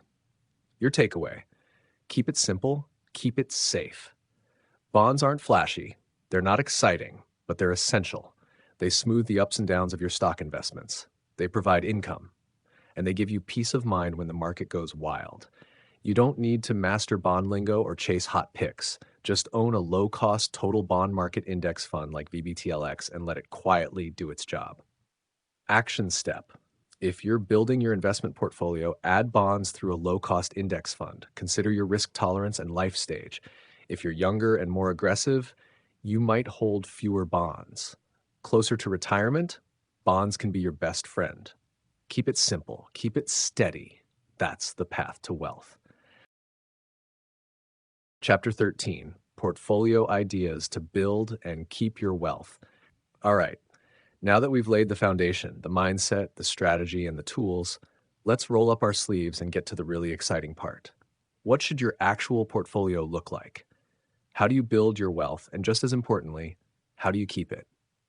In this chapter, I'm going to give you two simple portfolio blueprints. They're designed for two different phases of life. You'll see exactly what I've told my daughter to do in her 20s, and then I'll show you what my wife and I are doing now that we're semi-retired. Between these two examples, you'll be able to mix that works best for your own life. Let's jump in. Portfolio number one, the wealth accumulation portfolio. This one's built for people in their 20s, 30s, or even 40s. Anyone still in their building years. It's what I've told my daughter to use. She's not interested in becoming a financial expert. She doesn't read investing blogs or stress about the market. And with this approach, she doesn't need to. All she does is put money in, leave it alone, and let time do the heavy lifting. One day, she'll wake up a millionaire. And here's the kicker. She'll likely outperform over 80% of professional investors. Why? Because she's keeping it ridiculously simple. So here it is, the portfolio, 100% in VTSAX, the Vanguard Total Stock Market Index Fund. Let me explain why this works like magic. All your eggs, one massive basket. You've heard the old saying, don't put all your eggs in one basket. And maybe the updated version too. Put all your eggs in one basket and watch that basket carefully. But here's what I tell my daughter. Put all your eggs in one big diverse basket and then forget about it. VTSX is that basket. It holds thousands of companies across every sector of the US economy. When you buy it, you're not just betting on one company or even a handful, you're investing in the entire US economy. It's like owning a tiny slice of nearly every major business in America, from tech giants like Apple and Google to retail powerhouses like Costco and Target to small businesses you've never heard of. When the economy grows, you grow richer. Why stocks? Why not bonds, gold, or real estate? Here's the truth. Over the long haul, nothing beats stocks when it comes to building wealth. Not gold, not bonds, not real estate, not crypto, not collectibles, just plain old stocks. But, and this is a big but, you've got to be tough enough to stick with it. Markets will crash. You'll see big, scary headlines. Your account might dip 30 to 40% in a bad year. That's normal. That's part of the journey. If you can ride those waves instead of bailing out, you win. Imagine buying stocks during a crash as shopping during a sale. Everything's 30% off. That's the mindset. Hash real life numbers that'll blow your mind. Let's do some math. If you had started investing just $200 a month back in 1975, by 2015, you would have had over $1.5 million. That's from just $2,400 a year. And that includes going through every recession, market panic, oil crisis, tech bubble, housing crash, you name it. No perfect timing, no stock picking, just steady investing and patience. The hardest part of this strategy isn't choosing the fund. It's not even about money. It's psychology. You've got to stay cool when the world freaks out. The media will scream about crashes and recessions, but if you ignore the noise and keep investing anyway, you'll come out ahead. This is exactly why I made it so simple for my daughter. She doesn't have to think about it. She just adds to her account, walks away, and lets the power of time and compound growth do its thing. Portfolio number two, the wealth preservation portfolio. Okay, so what if you're closer to retirement? Or maybe you just can't stomach the roller coaster ride of a 100% stock portfolio. That's totally fair. Not everyone wants to wake up to a 30% drop in their net worth, even if it's temporary. Now that my wife and I are semi-retired, we've made a few adjustments to smooth out the bumps. Here's our setup. The portfolio, 75% VTSAX, still our core, still invested in the total stock market. 20% VBTLX, the Vanguard Total Bond Market Index Fund. Bonds don't grow as fast, but they reduce volatility and help us sleep better at night. 5% cash, just sitting in a local bank account for flexibility and emergencies. This setup gives us growth from the stocks, stability from the bonds, and peace of mind from the cash. And once a year, we take a couple of hours to rebalance it, just adjusting the amounts so the percentages stay where we want them. That's it. Want more safety? Add bonds. If you're the cautious type, feel free to increase the bond portion. Maybe go 60-40 stocks to bonds, or even 50-50. Yes, your long-term gains might be a bit smaller, but the ride will feel a lot smoother. On the flip side, if you're okay with some ups and downs and want faster growth, bump up the stocks and reduce the bonds. There's no perfect ratio. It's about what helps you sleep at night while still staying in the game. Final thoughts. Keep it simple. Keep going.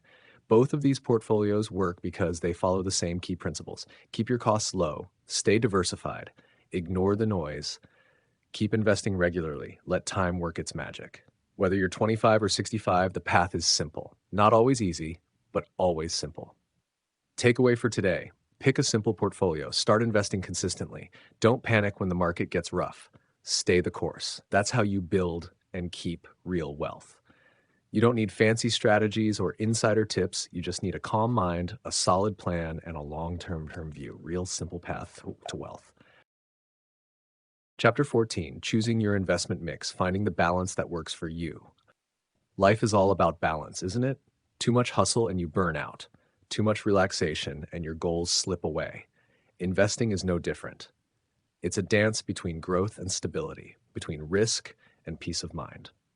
In this chapter, we're going to talk about how to find your personal balance, the right mix of investments that fits your life, your mindset, and your future goals.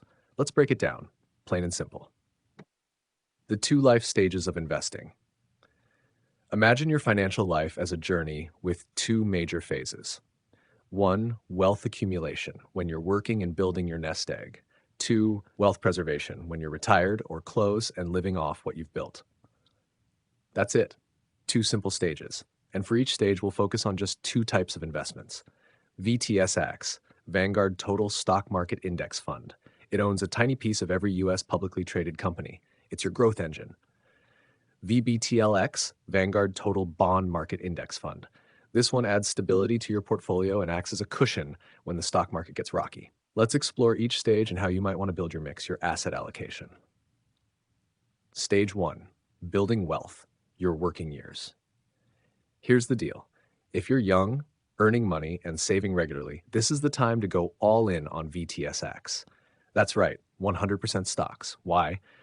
Because over time, the stock market grows, sometimes dramatically, and you have years to ride out the ups and downs. Think of VTSAX as planting thousands of tiny trees in a huge forest. Over time, they grow into a towering woodland of wealth, fueled by compound interest, that magical force that makes your money earn money on your money.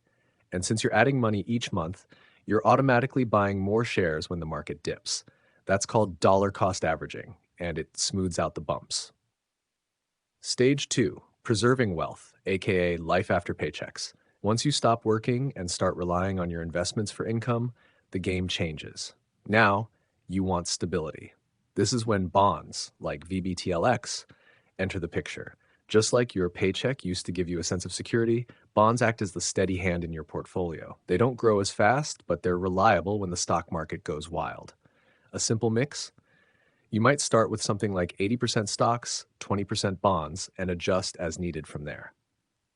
Hesh, but real life isn't always so simple. You might quit your job and freelance for a few years, or retire early, but then take on part-time work you love, or step away from work for a sabbatical. Life is flexible. Your investing plan should be too. That's why it's better to think in terms of your life stage rather than your age. The rule of thumb? If you're earning and saving, lean toward stocks. If you're living off your investments, start adding bonds. Effort versus simplicity. How hands-on do you want to be? Let's say you want zero hassle. You don't want to tweak things every year or check on your accounts monthly. Then go 100% VTSAX. Simple. Done. That strategy has built more wealth than most people ever imagine, and it works. But if you're willing to put in just a tiny bit more work, like a couple hours a year, you could consider adding 10 to 25% bonds. It smooths out the roller coaster and might slightly improve your long-term returns. Just remember to rebalance your portfolio once a year, or when the market makes a big swing, say 20% up or down. Rebalancing just means adjusting your mix to get back to your chosen percentages. Easy to do online, takes minutes. Think of it like giving your car an oil change. Not exciting, but very necessary. Don't want to rebalance yourself? Use a target date fund. If rebalancing sounds like too much, even once a year, consider a target retirement fund, TRF. You just pick a fund with your expected retirement year in the name, like Target Retirement 2045, and it does everything for you. It automatically adjusts your stock bond mix as you get older. You'll pay a slightly higher fee for the convenience, but it's still low cost and a great option if you want to keep it brain dead simple. We'll talk more about these in Chapter 16, but for now, just know they exist and they work. Let's talk about risk. Know thyself. Here's where the rubber meets the road. How much risk can you personally handle? Ask yourself, will you panic if the market drops 30%? Are you the type who checks your investment app every day? Or can you stay calm and ride it out? This is your temperament, and it matters more than any calculator. Also, think about flexibility. Can you tighten your budget if needed? Move to a cheaper location? Pick up freelance work? The more flexible you are, the more risk you can afford to take. But if you need every dollar to cover essentials, it's smart to be more cautious. So, when should you start adding bonds? There's no perfect answer, only what fits your situation. If you have a fixed retirement date, start shifting slowly, maybe over 5 to 10 years before you stop working. But if you're flexible and can delay retirement if needed, you might stay mostly in stocks until you're ready to make the leap. The payoff? More potential growth. Just know, the closer you are to needing the money, the less room you have for big market drops. Age isn't the whole story. Some people retire at 35, others at 70. Some change careers at 50 to do something they love for less money. That's why your stage of life matters more than your age. But still, age has its limits. As you get older, you have less time for your money to grow, less time to bounce back from big losses, and possibly fewer job opportunities if you need to return to work. So yes, age eventually starts to matter, but it's only one piece of the puzzle. When should you rebalance? Does timing matter? Not really. You can pick any time of year. The market doesn't care. Just avoid the very end or beginning of the year. Things get a little weird with tax moves and big trades. Personally, I rebalance on my wife's birthday. Why? Because I'll never forget it, and it makes an otherwise boring task kind of special. Pick a date that works for you. Just be consistent. What if you have both tax-advantaged and regular accounts? Great question.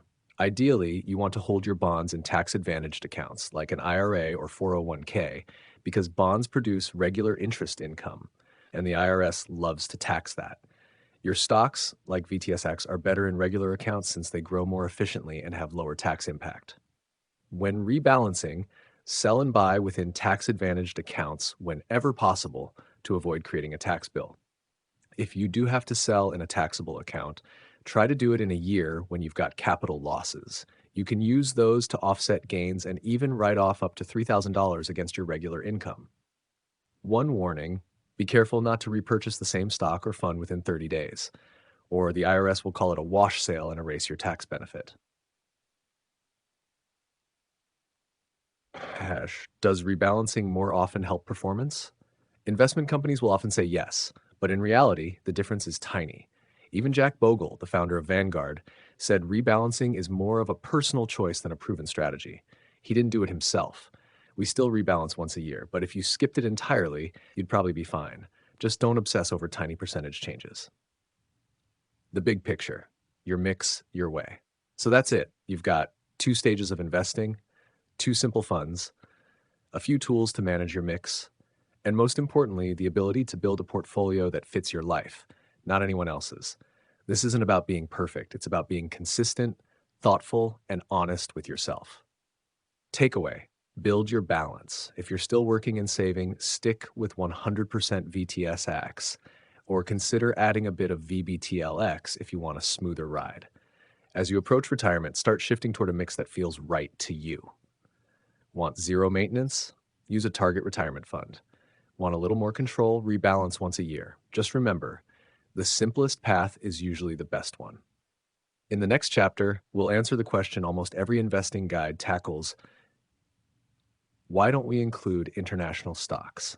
Stick around, you might be surprised by the answer. Find it too. Chapter 15, should you invest internationally? That's something that often comes up once people start investing. Should I invest in international funds? If you've been following the simple path we've laid out, mainly VTSAX, the Vanguard Total Stock Market Index Fund, and a bond fund, You already know we like to keep things simple, low cost, and effective. But many people, especially after scary market crashes like in 2008-09, start to wonder, shouldn't I diversify even more, like with international stocks? It's a fair question, and you'll find most financial advisors recommend adding some international funds into your portfolio. Some even say, invest in everything, just in case something works. That sounds safe on the surface, but let's unpack what that really means and whether it actually helps. Why not international? My three big reasons. There are three main reasons I don't personally invest in international specific funds. One, extra risk, and not the good kind. Let's be clear, all investing involves some risk. That's just the price of admission if you want your money to grow. But international investing adds a few layers of risk you might not even think about. Currency risk. If you invest in a German or Japanese company, for example, their profits are in euros or yen. When the US dollar gets stronger or weaker against those currencies, your returns can swing, even if the company is doing just fine. It's like playing an extra round of roulette with your money. Accounting risk. Here in the US, companies have to follow strict accounting rules. It's not perfect, remember Enron? But it's relatively transparent. In many other countries, especially emerging markets, those rules are much looser or not enforced at all. That makes it harder to trust the numbers you see. Extra costs. Small fees, big impact. VTSAX is famously cheap. Its expense ratio, the annual fee to own it, is about 0.005%. That's almost nothing, but even Vanguard's best international funds cost about twice as much, and that's still considered low in the industry. Over decades, those small differences in fees can add up to thousands, even tens of thousands of dollars. Why pay more for something that may not give better results? Free. 3. You already own the world. Here's the part most people don't realize. If you own VTSAX, you already have global exposure. That's right. The largest US companies, Apple, Microsoft, Coca-Cola, Google, Amazon, Ford, earn huge portions of their money from around the world. They're not just American companies. They're global giants. In fact, around 50% or more of their sales and profits come from overseas markets. So when global economies grow, these companies benefit. And since they're in VTSAX, you benefit too. But what about market independence? Some argue, but international markets don't always move the same way as the US market. Shouldn't I own both to smooth out the ride? Theory, yes. If US stocks go down and international stocks go up, your portfolio takes less of a hit. That's called non-correlation. But in reality, global markets are becoming more and more connected. When something big happens, like a recession or a global crisis, it usually affects all markets, not just one. So the benefit of owning international funds for diversification, it's shrinking. You're not as protected as you might think. Still want international exposure? No problem. If, after all this, you still feel more comfortable owning international funds, that's totally fine. Just make sure you understand what you're getting and don't overload your portfolio with complexity or fees. Here are a few good, simple options from Vanguard. VFAX, FTSE All World ex-US Index Fund, covers most of the world minus the US. Expense ratio, 0.13%. VTIAX, Total International Stock Index Fund, another solid global fund that excludes US stocks. Expense ratio, 0.12%. If you want the ultimate simplicity, VTWSXX, Total World Stock Owns Everything, US and international, about 50-50. Expense ratio 0.25%. You could buy this single fund and skip everything else. Bottom line, you're probably covered. If you're sticking with VTSAX, you're already invested in powerful global companies. You're keeping costs low, avoiding unnecessary risks, and staying on the simple path. You don't have to own international funds, but if you choose to, make sure you understand the extra costs and risks. You're not just chasing something shiny because everyone else is. You keep it simple and intentional. Takeaway, today's action step. Stick with VTSAX if simplicity, low cost, and global exposure matter to you. If you still feel like adding international funds, do it with eyes wide open and use one of the low-cost Vanguard options. Remember, it's better to be mostly right and keep it simple than to be perfect and stressed out. You don't need to own the whole world to build wealth. Just own the best parts and do it wisely. Chapter 16, TRFs. Let's say you've made it this far in your financial journey. You've learned how to build wealth with just one fund, simple, clean, no drama. But now we're talking about preserving that wealth as you inch closer to retirement. Suddenly, the wealth preservation portfolio enters the picture and it requires two funds instead of one.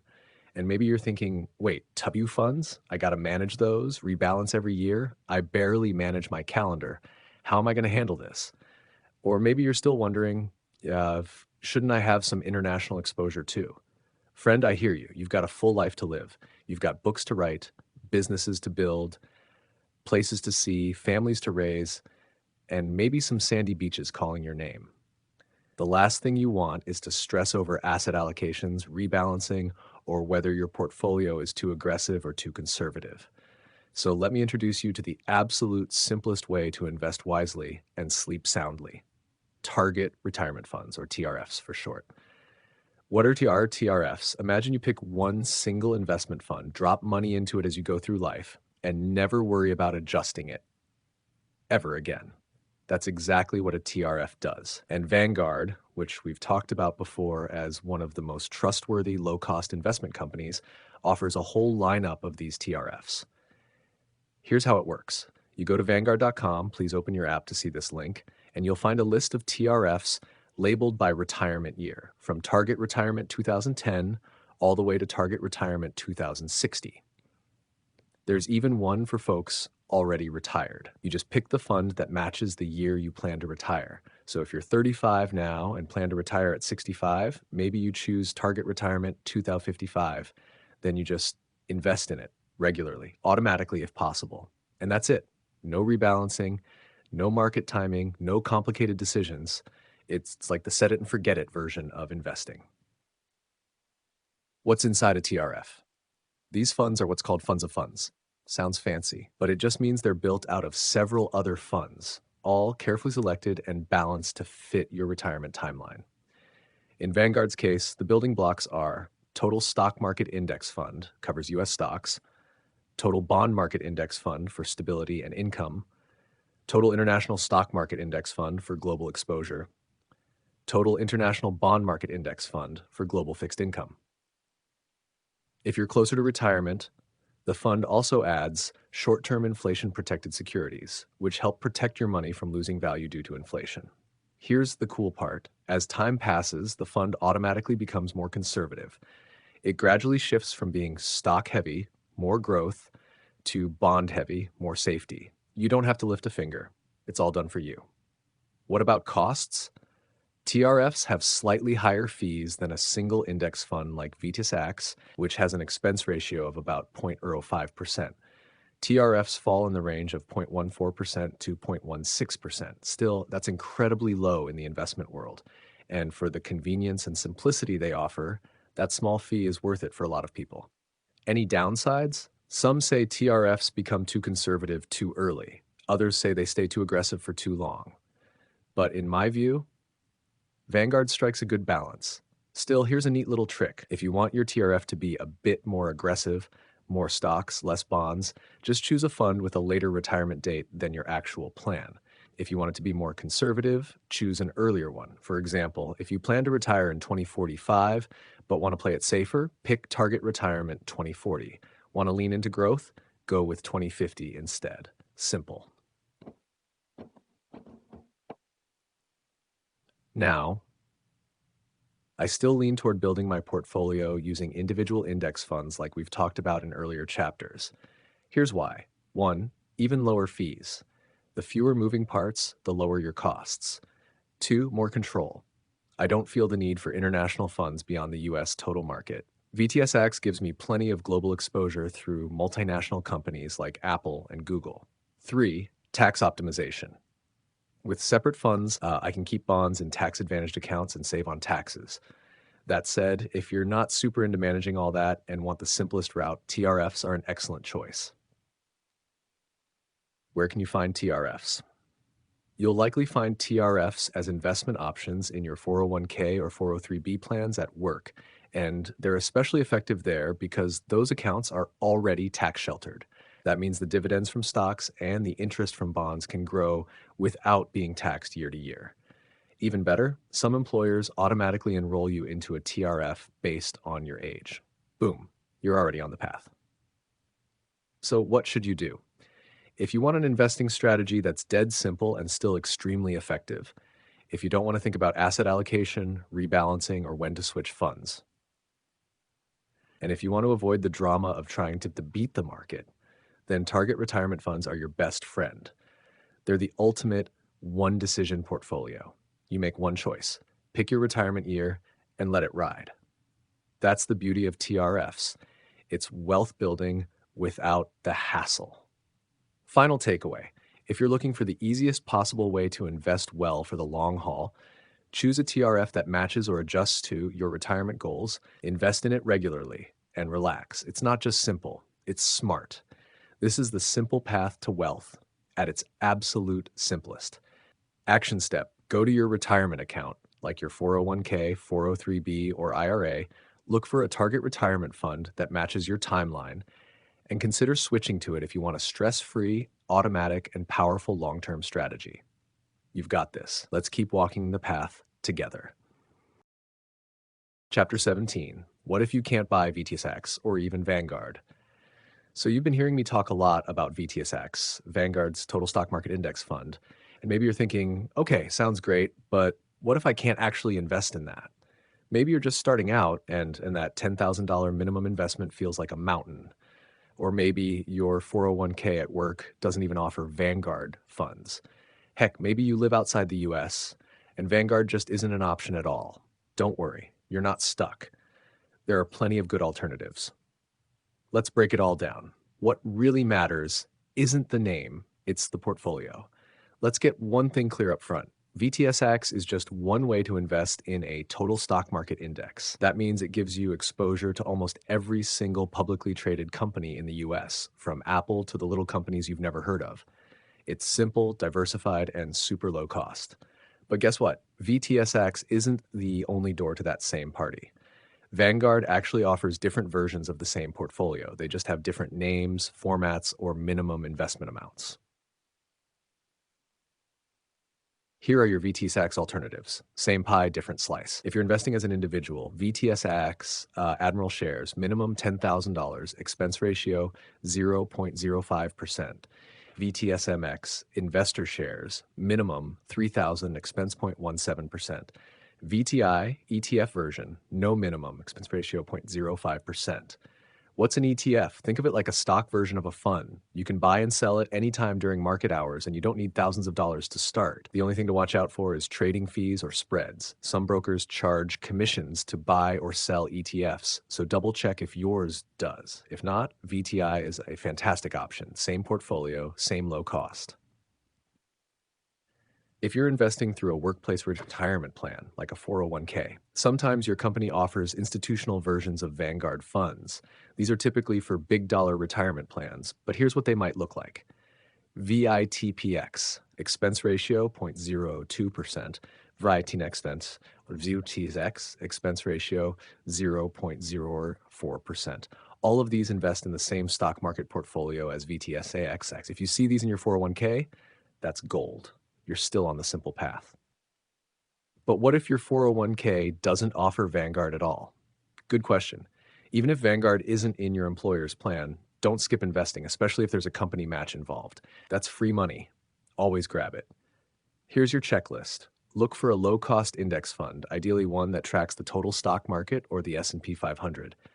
If your plan has a total bond market index fund, that's great too if you want to balance your portfolio.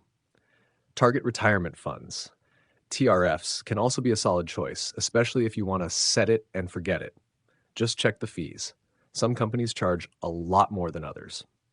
Vanguard TRFs are pretty reasonable, around 0.14% to 0.16%, but some others are 5 to 6 times that. And remember, once you leave that job, you can roll that 401k into a Vanguard IRA. At that point, you can buy any Vanguard fund you want. For my international friends, if you're listening from outside the US, first off, welcome. Second, you might be wondering, can I even access Vanguard or US index funds? The answer is maybe. Vanguard is expanding and is available in many countries. To see if your country is on the list. If not, just follow the same principles. Look for low-cost index funds. If possible, find something like a total stock market or global index fund.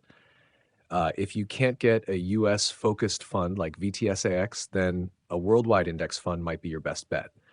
One example is VTWSX, Vanguard Total World Stock Index. It gives you a piece of every major market, US, Europe, Asia, and beyond. The downside, its expense ratio is higher, 0.25%. But the ETF version of this global fund, VT, has a lower cost at 0.14%. That's a solid option as long as you can trade it without high commissions. Quick tip, make sure whatever international fund you choose includes the US. Some international funds are actually ex-US and exclude American stocks. That's fine if you already own US stocks, but if you don't, you're missing out on a huge part of the global economy, bringing it all home. If you take one thing from this chapter, let it be this. It's not about the brand, it's about the blueprint. The simple path to wealth is about investing in low-cost index funds, staying consistent, and letting compound growth do its thing over time, whether it's called VTSAX, VTI, VITPX, or something else entirely. Just make sure you're investing in a total stock market or S&P 500 index fund, keeping costs low, watch those expense ratios, sticking to the plan, even when the market gets crazy. Final takeaway. Action step. If you can't access VTSAX or Vanguard directly, don't sweat it. Just look for the next best thing, a low-cost index fund that tracks the total stock market or S&P 500. Start where you are. Use what you have. Do what you can. And remember, the vehicle isn't what gets you to wealth. It's the journey of consistent investing over time. You've got this. Stay the course. Let's keep building your simple path to wealth, one smart step at a time. Chapter 18. What's so special about Vanguard anyway?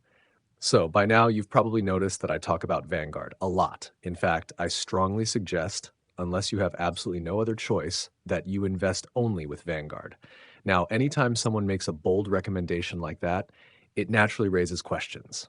Fair enough. So let's break it down. Here are the 4 most common questions I get about Vanguard, and exactly why I trust them with my money, and why you might want to as well. Hashnar 1. What makes Vanguard so special? Let's start with this. Vanguard is not just another investment company. When Jack Bogle founded it back in 1975, he flipped the whole Wall Street model on its head. Instead of creating a business designed to make a profit from investors, he created a business designed to serve them. Here's how. Unlike other investment companies, Vanguard is owned by the people who invest in its funds. That means if you own Vanguard index funds, you're not just a customer, you're technically a co-owner. Let me paint the picture. Imagine you walk into a coffee shop. Normally, you pay for your coffee, and part of that money goes toward the owner's profits. Fair enough. But what if you were the owner? What if instead of profits going to some CEO or shareholders, they came back to you as lower prices or better service? That's how Vanguard works. Other investment companies like Fidelity or T. Rowe Price are owned either by private families or by shareholders on the stock market. Their job is to make money off you through fees.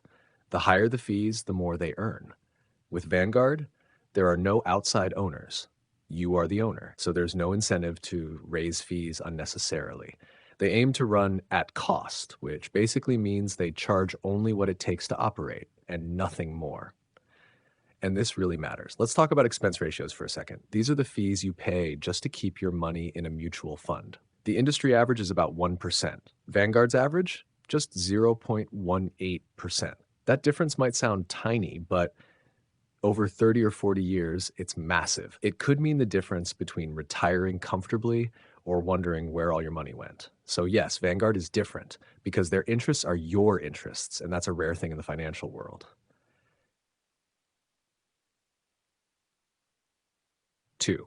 Is it safe to keep all my money with one company? That's a smart question.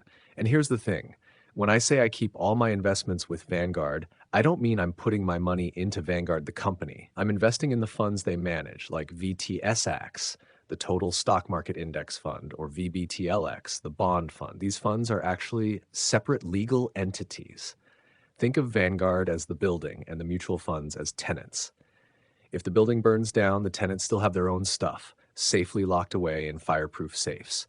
Even if Vanguard were to vanish overnight, which is extremely unlikely, your investments wouldn't. They're held separately, insured and regulated by the government through the SEC. In short, you're not trusting Vanguard with your money. You're trusting the companies and the funds like Apple, Amazon, Tesla to keep doing what they do. Vanguard is just the vehicle that gets you there efficiently. 3. But what if Vanguard gets nuked? Okay, let's take a deep breath and talk about the apocalypse. If the world ends in a nuclear disaster or a meteor hits Earth or aliens enslave us all, let's be honest, it's not just your investments that are toast. It's everything. So yes, if civilization collapses, your money won't matter. But neither will your smartphone or your 401k. At that point, you're probably bartering canned goods and flashlight batteries. Now, on a more realistic level, what if there's a cyber attack, a flood, a terrorist attack? Well, Vanguard has a full disaster recovery plan. Actually, one of the best in the business. They operate across multiple locations with multiple data centers and redundant systems that back up your information constantly. So, barring the total collapse of humanity, your money is about as safe as it can be. Patch 4. Are you getting paid to promote Vanguard? Nope. Vanguard doesn't pay me. They don't sponsor my blog. They don't even know I'm writing this book. I recommend them because I use them.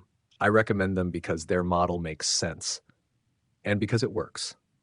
There's no affiliate link, no secret commission, no backdoor deal. Just one person sharing what's worked in the hope that it helps others avoid the traps that Wall Street often sets. Final thoughts. Why Vanguard? Because it's built for you. Let's boil it all down. Vanguard exists to serve you, not to profit from you.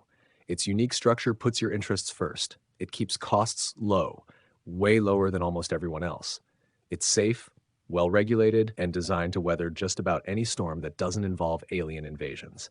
And most importantly, it works. If you're looking for a smart, simple, low-cost way to build wealth over time, this is it. Takeaway.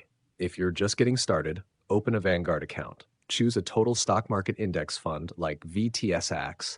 Set up automatic investments every month. Then stop worrying. That's the simple path to wealth. And Vanguard is the smoothest road to get there. Next up, what to do if you can't use Vanguard, like in your 401k. Don't worry, we've got you covered. Stay tuned for Chapter 19. Chapter 19, Buckets that build your wealth. 401k, IRA, Roth, and more. When it comes to building wealth, knowing what to invest in is only half the story. The other half? Knowing where to put those investments. Imagine this. You've got gold coins. Awesome. But where are you storing them? In a safe? A shoebox? Under your mattress? The container matters. In the world of money, these containers are what we call investment buckets. And in the US, we've got some really special buckets, ones the government created to help you grow your money faster and smarter if you use them right. Let's break them down. What is an investment bucket? First things first, buckets like 401k, IRA, or Roth IRA are not investments themselves. They're containers, legal wrappers for the investments you choose. So when you hear someone say, I invested in a 401k, what they really mean is, I used my 401k to buy things like index funds, stocks, or bonds. So what are the two main types of buckets? 1. Ordinary buckets. Regular, taxable accounts. Nothing special here, except that Uncle Sam gets a cut every year from your earnings. 2. Tax-advantaged buckets. These are the golden goose. They help you delay or even avoid paying taxes on your investments for a long, long time. Now let's unpack these, starting with the plain old ordinary bucket. Ordinary bucket, the taxable account. Think of this as your everyday storage box. You put money in, you buy an index fund like VTSAX, you earn dividends, and you guessed it, you pay taxes on those dividends and any gains. So which investments go here? Tax-efficient ones, like index funds that don't trade much, so they don't generate a lot of taxable gains. Example, VTSAX, the classic total US stock market fund. It's low turnover, pays qualified dividends, and keeps your tax bill pretty chill. Cash also belongs here, not because it's tax-friendly, but because you need quick access to it. Think emergency fund or short-term savings. Tax-advantaged buckets, where the magic happens. These are government-approved ways to grow your money without paying taxes every year. There are two big flavors. Employer-sponsored plans, like 401k, 403b, and TSP for federal workers. Individual plans, like IRAs and Roth IRAs. Let's go one by one. 401k, 403b, and TSP, Thrift Savings Plan. These are retirement accounts your job might offer. You get to put in money before taxes are taken out of your paycheck. That means you pay less in taxes today, your money grows tax deferred, you pay taxes later when you take it out in retirement. A few golden rules here. One, always get your employer's match. That's free money, like someone handing you a $100 bill just for showing up. Two, max it out if you can. In 2016, the limit was $18,000, $24,000 if over 50. Check your current year's limits. Three, watch out for fees. Some 401k plans are bloated with expensive, actively managed funds. Look for index funds with low expense ratios, ERs. Pro tip, if you leave your job, roll your 401k into an IRA. This gives you more control, lower fees, and more investment choices. Roth 401k, a newer option that's gaining traction. You put in after-tax money, you've already paid taxes on it.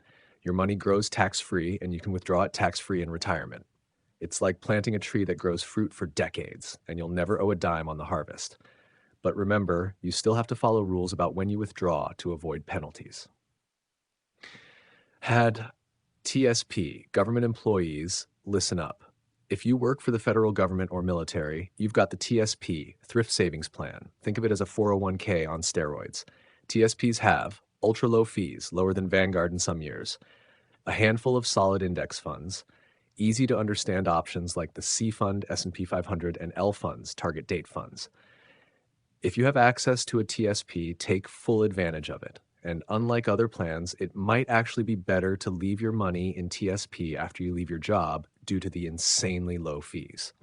Individual retirement accounts, IRAs. Now let's talk about buckets you can open on your own without your employer. There are three main types. One, deductible IRA. You contribute pre-tax money. It grows tax-free. You pay taxes when you withdraw, but eligibility depends on your income. High earners might not qualify. Two, non-deductible IRA. You contribute after-tax money. It still grows tax-deferred. You only pay taxes on the earnings when you withdraw. It's a bit more complicated and not always ideal unless you're using it as a Roth conversion ladder. More on that in a sec. However, three, Roth IRA, everyone's favorite. You contribute after-tax money. It grows tax-free. You never pay taxes again on that money, ever. Plus, there's no RMDs, required minimum distributions, flexibility for first-time home purchases and college costs, ability to withdraw contributions anytime, tax and penalty-free. Simple takeaway, Roth IRAs are amazing, but you need to be under certain income limits to contribute. Roth versus traditional. A quick thought experiment. Let's say you're in the 25% tax bracket. If you contribute $5,000 to a traditional IRA, you don't owe taxes now. But to contribute $5,000 to a Roth, you need to earn $6,250 because $1,250 goes to taxes first. That $250 could have been invested too. So while Roth sounds great, it might not always be the mathematically optimal move, especially if you don't invest the tax savings from the traditional option. But if you value simplicity, future certainty, and tax-free withdrawals, Roth is a great emotional win. A word of caution. The government can change the rules. Roth IRAs look amazing today, but tax laws aren't set in stone. Could the government start taxing Roth withdrawals in the future? Maybe. It's unlikely, but not impossible. A more likely twist could be a national sales tax, which would tax your spending, even if your withdrawals are tax-free. Just something to keep in the back of your mind. My recommended order of operations. Here's a simple guide for where to put your money, step by step. 1, max out your 401k to get the full employer match. 2, if you're in a low tax bracket, fully fund a Roth IRA. 3, if your income increases, switch to a traditional deductible IRA. 4, let your earlier Roths keep growing quietly. 5, finish maxing out your 401k type plan. 6, if you can't contribute to a Roth or deductible IRA, consider a non-deductible IRA. 7, then put anything extra into a taxable investment account, ordinary bucket. One last tip, roll over wisely. When you leave a job, roll your 401k, 403b into your own IRA, unless it's a TSP. That way you get lower fees, more investment choices, full control over your money. Personally, I never liked the idea of my former employer still being involved in my finances. The minute I could roll out, I did. Final takeaway. Your investments are like seeds. Your buckets are like the soil. If you plant wisely in the right soil, you'll get bigger, better harvests. So use your buckets strategically, max out the tax advantages, and let time and compound interest do the heavy lifting. Action step. Make sure you're getting the full match in your 401k. If eligible, open or contribute to a Roth IRA. Review your old accounts. Can you roll them over to a better bucket?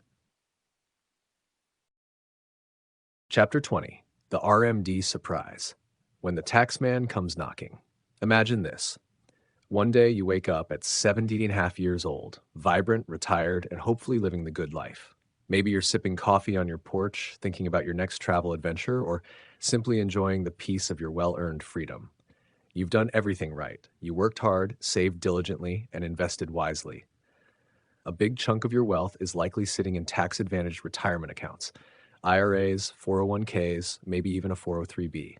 You've watched those accounts grow over the decades without having to pay a dime in taxes on the gains. But here's the catch.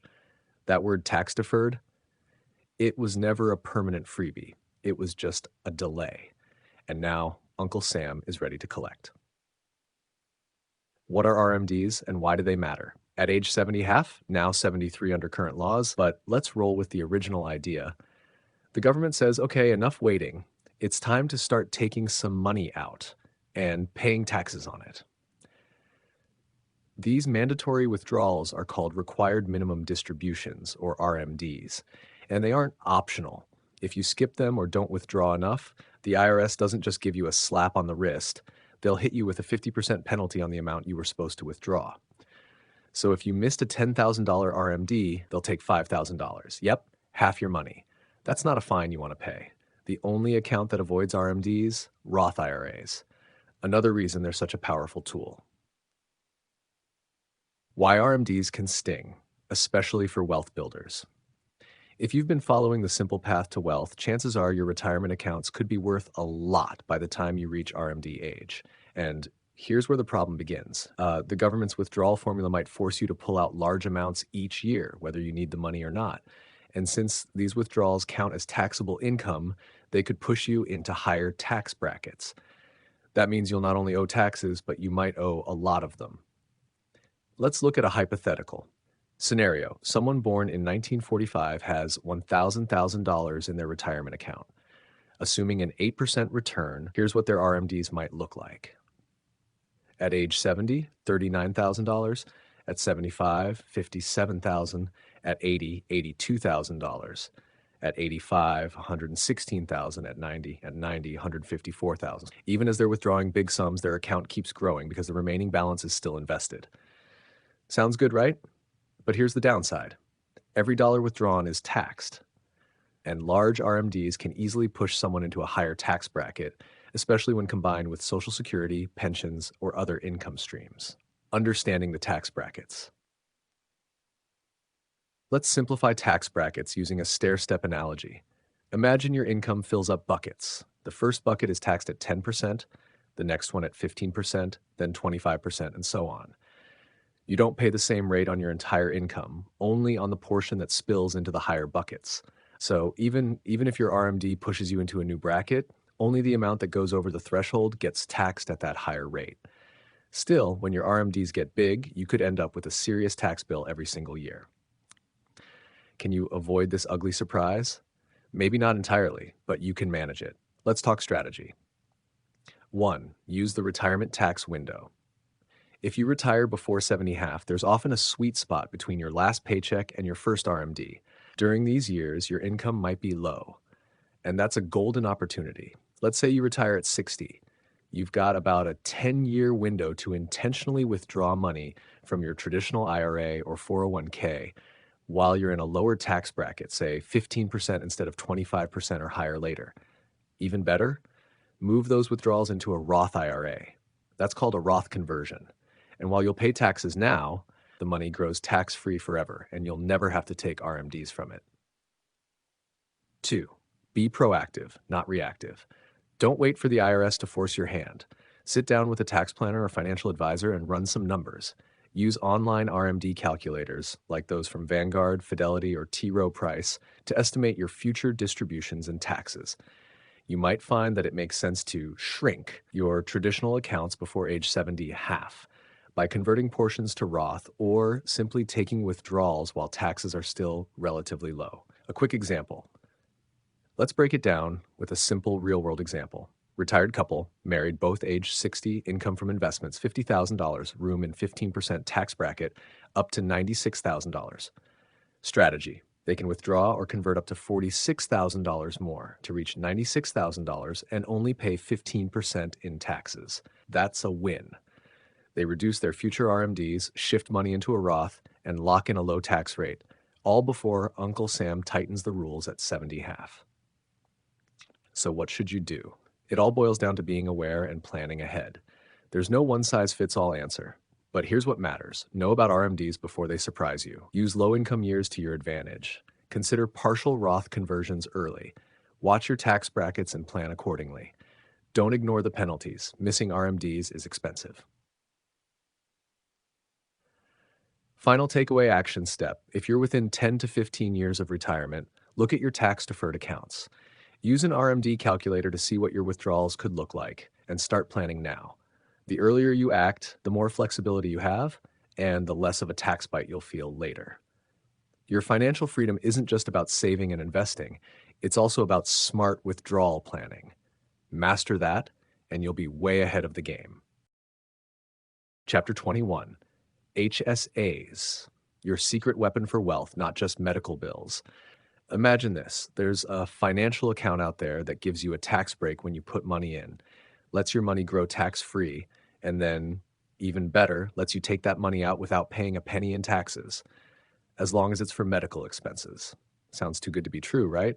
Well, welcome to the world of HSAs, health savings accounts. But here's the twist. HSAs aren't just about covering medical bills. They can also be one of the most powerful and underrated tools in your wealth-building toolbox.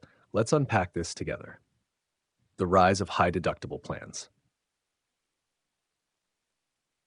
In the old days, most insurance plans had low deductibles. You got sick, your insurance kicked in, and life moved on.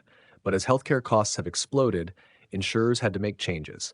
So more and more people are now being offered high deductible health plans, which means you're responsible for a bigger chunk of your medical costs up front, often $5,000 to $10,000 or more per year. Sounds scary? Here's the upside. These plans usually come with lower monthly premiums and open the door to something incredibly valuable, an HSA. So, what exactly is an HSA?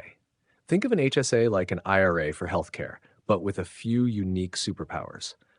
As of now, you can contribute up to $3,850 per year if you're an individual, $750 per year for families, and if you're 55 or older, you can add another $1,000 on top. Here's where it gets exciting. 1. Tax-deductible contributions. The money you put in reduces your taxable income. 2. Tax-free growth.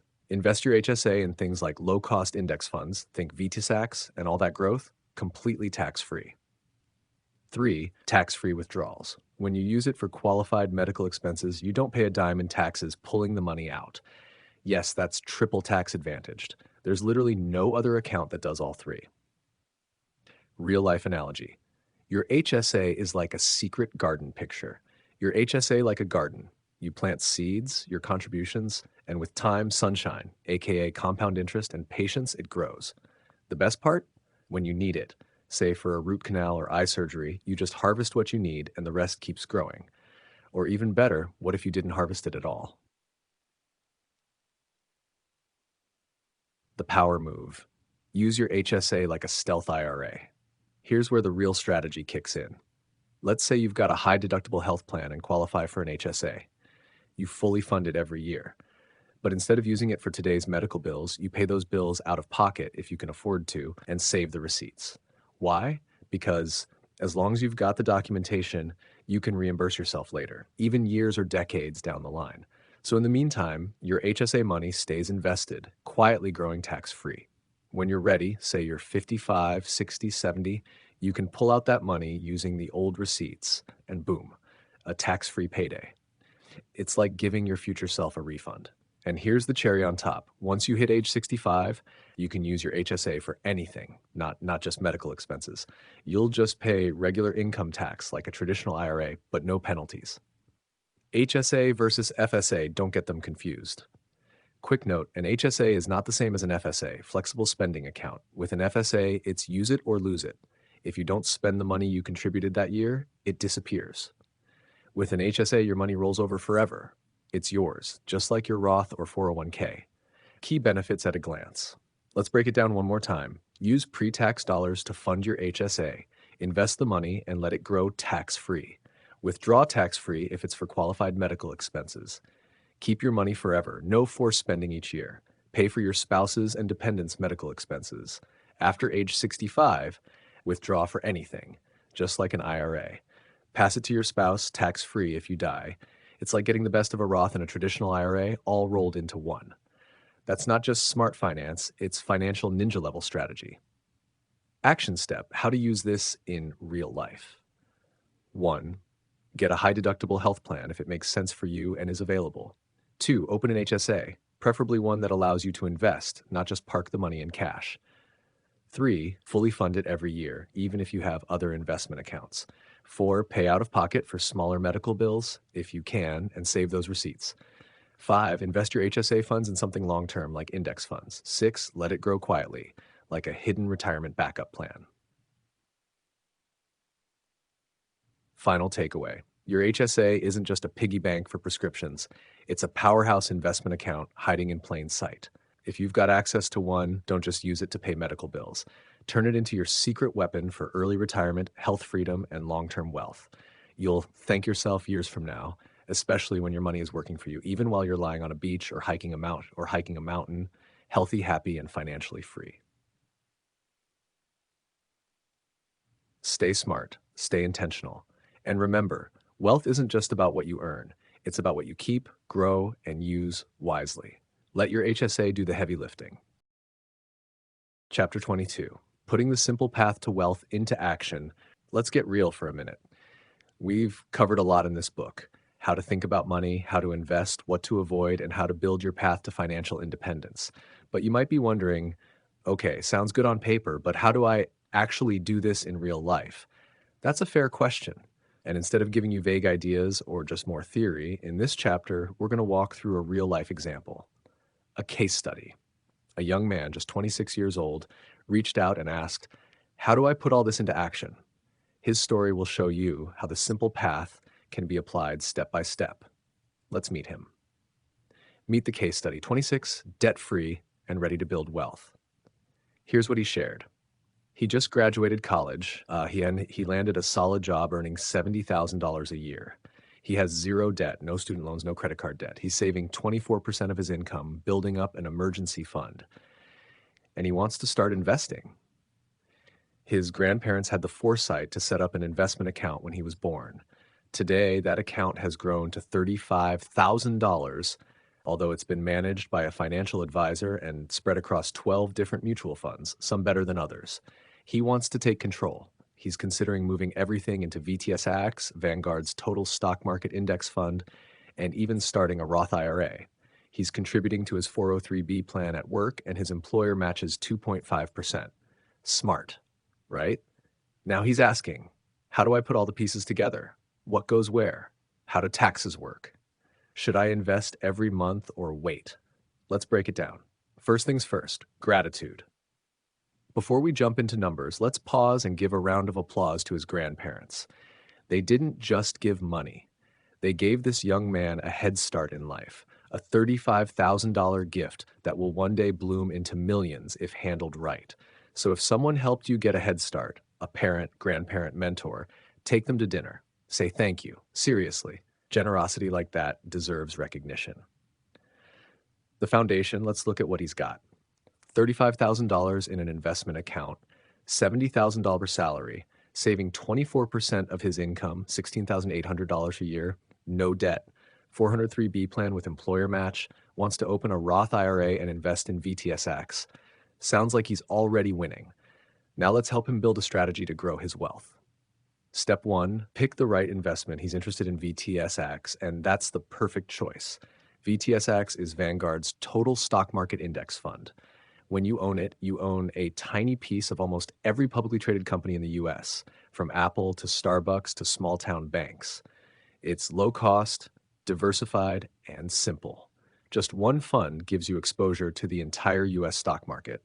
And since many of these companies operate internationally, you even get some global exposure baked in. It's the only fund he needs right now.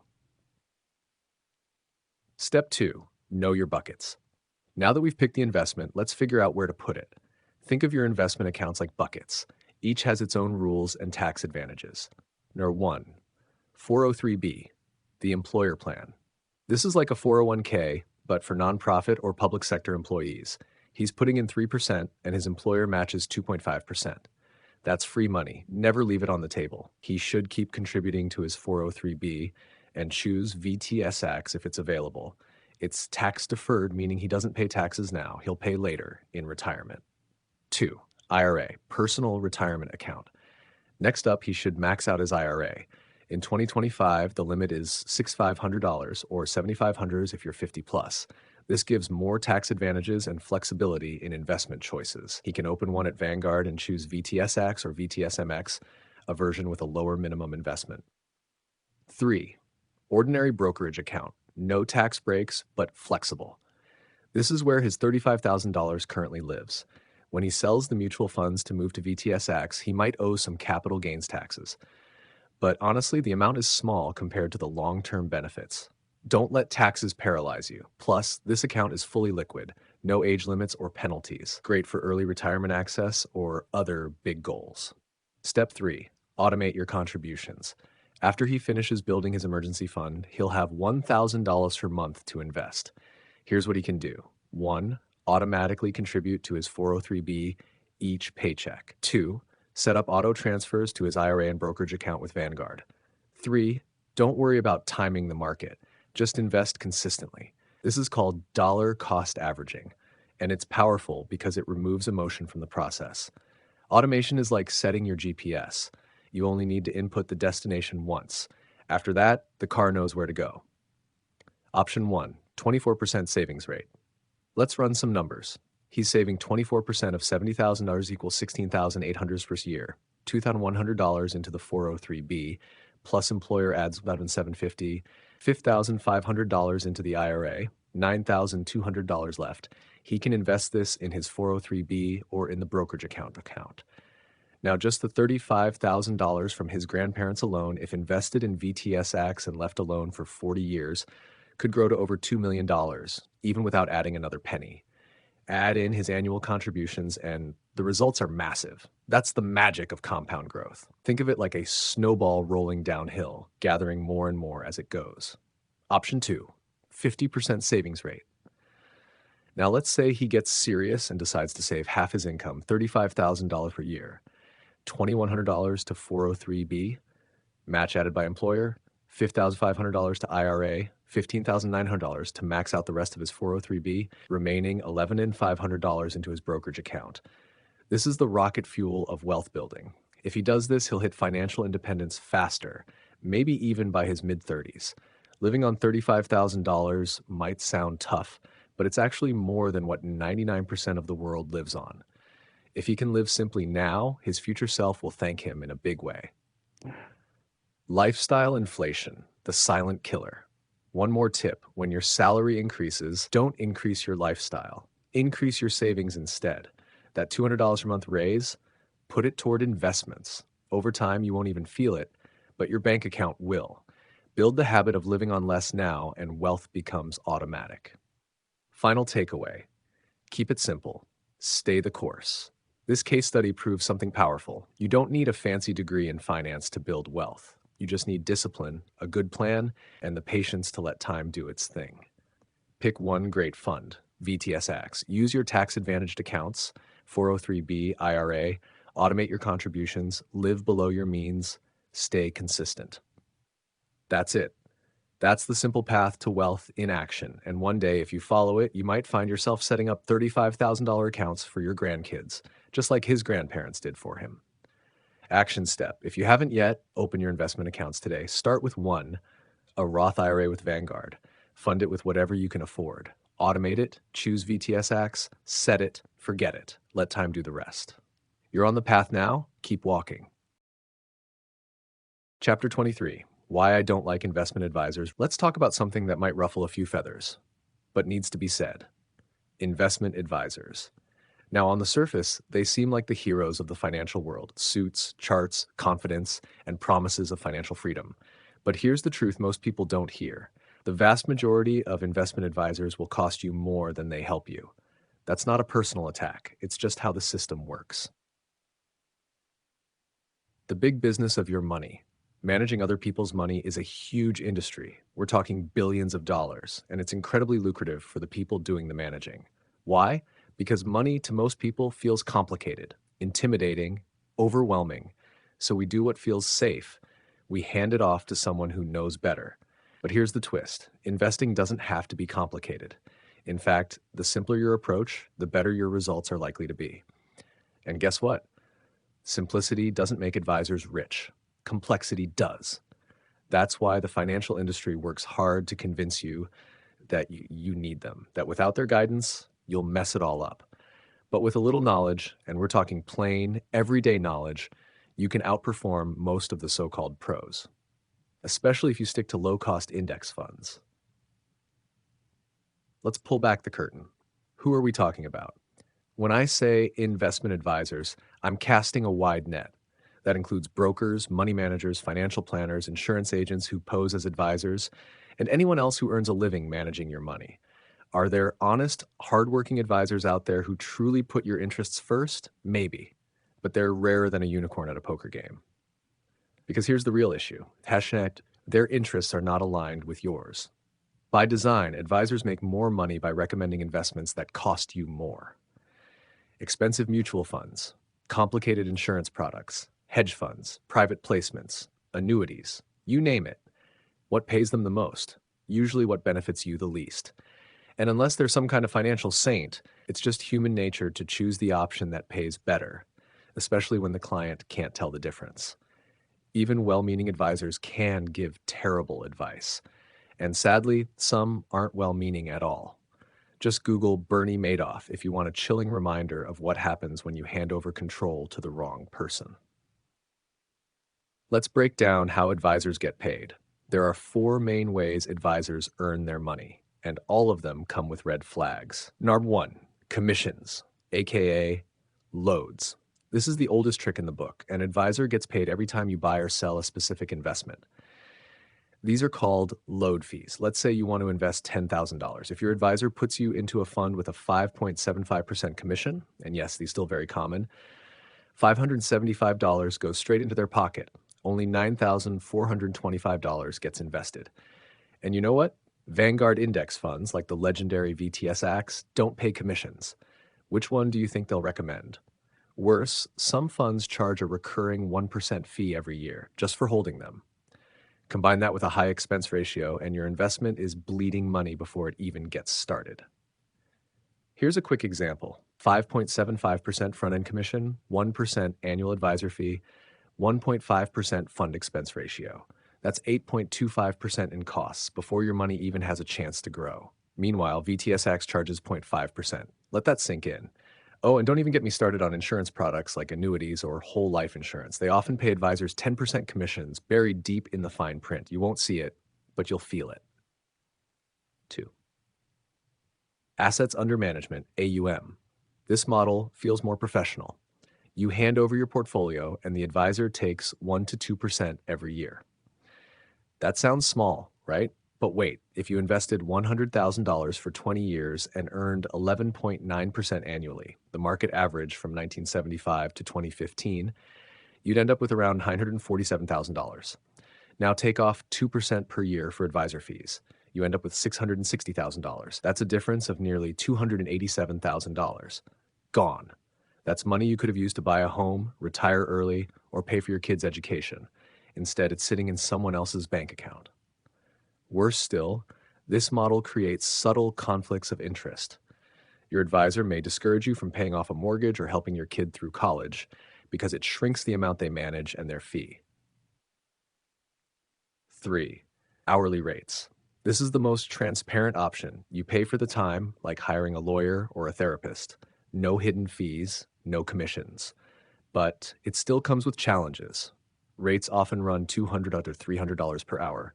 You still don't know if the advice is any good, and frankly, most people don't want to pay someone by the hour for something they don't fully understand. Still, if you must hire help, this is the model I'd recommend. 4. Some combo of the above. And finally, we have the Frankenstein advisors, those who blend commissions, AUM fees, and hourly charges into a beautiful money-making cocktail. Guess who benefits? Not you. So what's the solution? People often ask, how do I find a good advisor? Here's the honest answer. I don't know. Finding a good advisor is harder than picking a winning stock. And even if you found one, they'd probably still steer you toward actively managed funds that underperform the market. Why? Because that's how the system works. As we covered in Chapter 8, only a tiny fraction of actively managed funds beat the market over the long term. We're talking less than 1% over 30 years. Statistically, that's just noise. So why pay someone big bucks to pick them? Your best option, learn it yourself. You've got two paths. 1, learn how to pick an advisor. 2, learn how to pick your own investments. Both take time, both require learning. But the second one is easier, cheaper, and gives you better results. That's the simple path to wealth we've been talking about all along, and it's right at your fingertips. Let's wrap it up. The financial world wants you to believe it's too complex for you to understand, that you need an expert in a fancy suit to handle your money. But here's the truth. You are fully capable of managing your own financial future.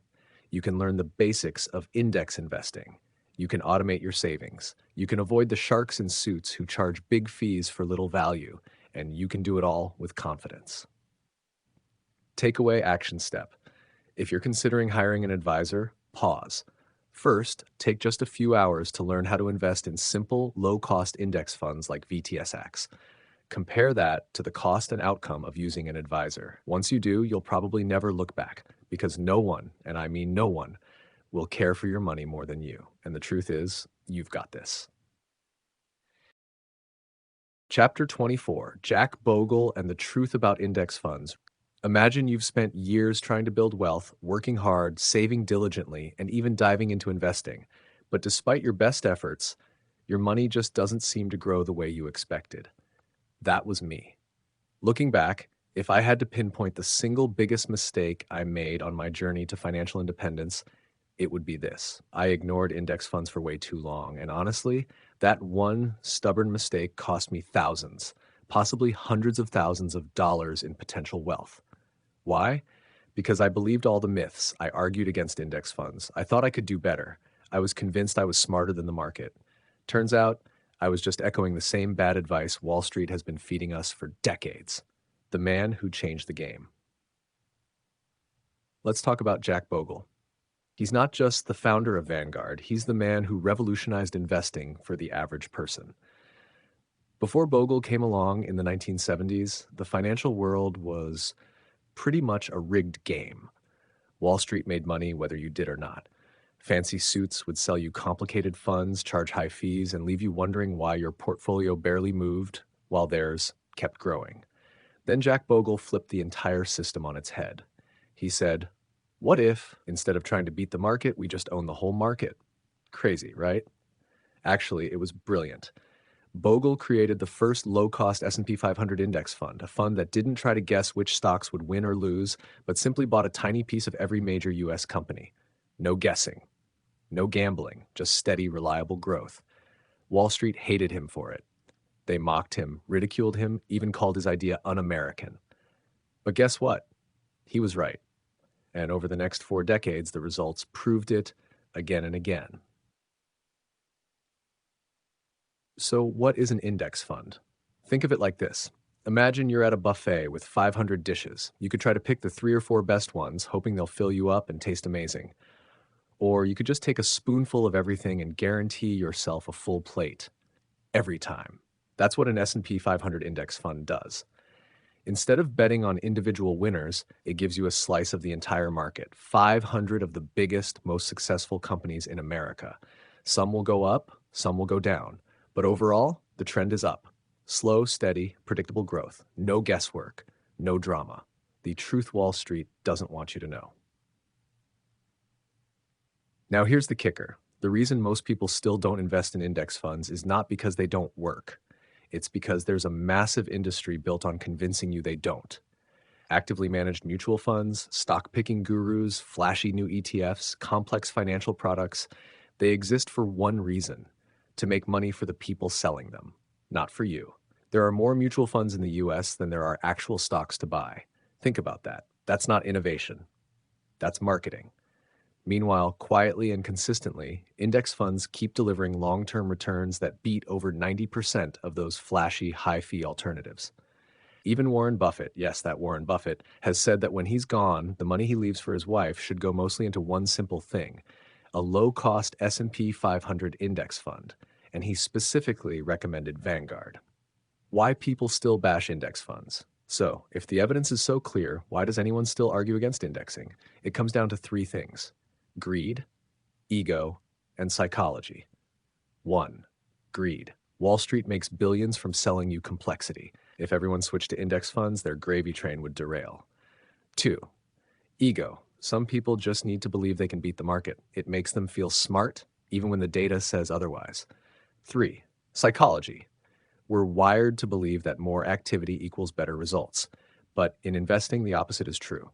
Doing less often leads to more. The bottom line. Jack Bogle world a gift.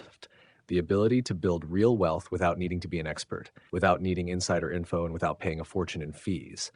He believed financial companies should exist to serve their customers, not exploit them. And Vanguard, still the only major investment company built entirely around that principle. That's why I invest with them. That's why I recommend you do too. Dakesh. If you do nothing else after hearing this, do this.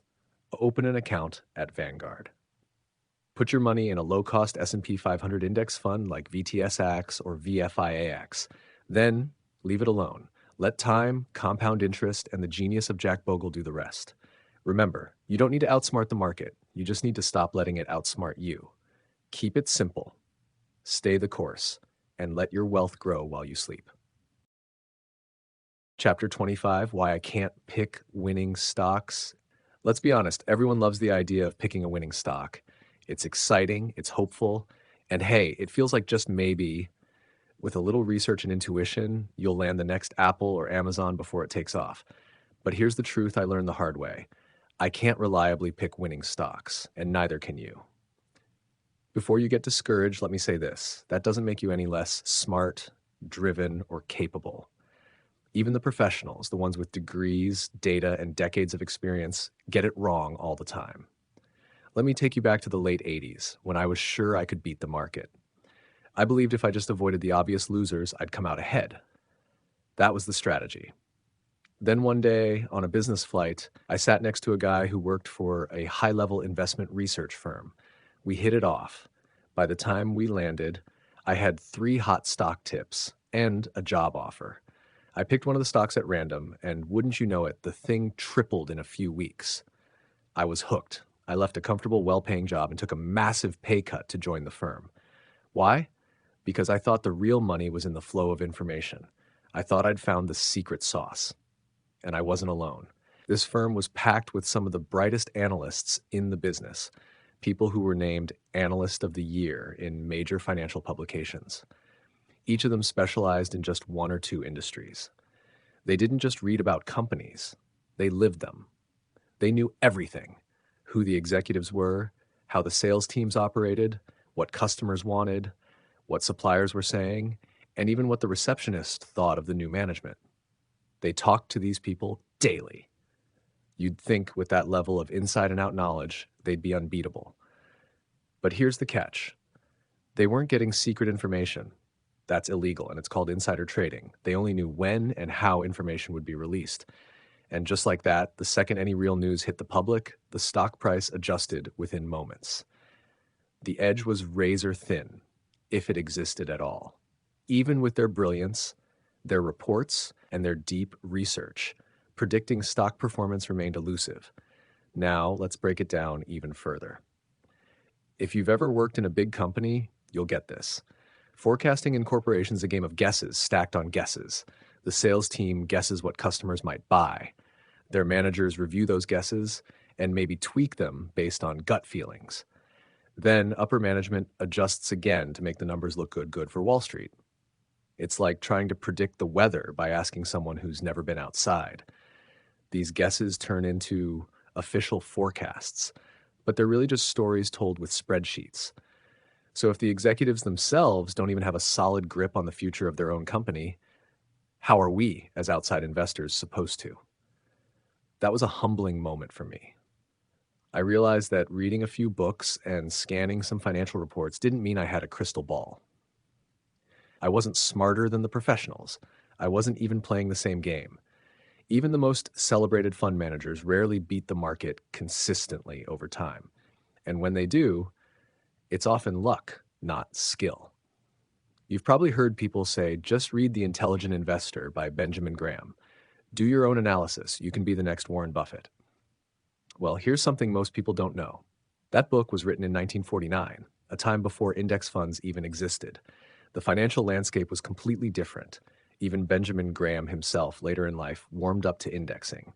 Warren Buffett, he recommends low-cost index funds for 99% of investors. Why? Because they work. Because they're simple. Because they don't rely on guesswork or ego. Let me paint a picture. Imagine someone watching old Muhammad Ali fight footage, hiring the same trainer, eating the same meals, and thinking, yeah, I could do that. But would you step into the ring with Joe Frazier or George Foreman? I wouldn't. And I loved boxing. That's the same kind of fantasy people buy into when they can outsmart the market. You can do the training, read the books, watch the moves, but replicating greatness isn't just about knowing the moves, it's about being something rare. There's only one Ali. Only one Buffett. If you want to try beating the market, I sincerely wish you the best of luck. I really do, but I won't be joining you in that fight. When I see someone at a Vegas blackjack table who swears they've cracked the code, I nod politely, then look up at the billion-dollar casino and think, yeah, sure you did. It's not about being smart or savvy. It's about knowing the game is rigged, not illegally, just structurally, against individual stock pickers. So what's the smarter move? Embrace index investing.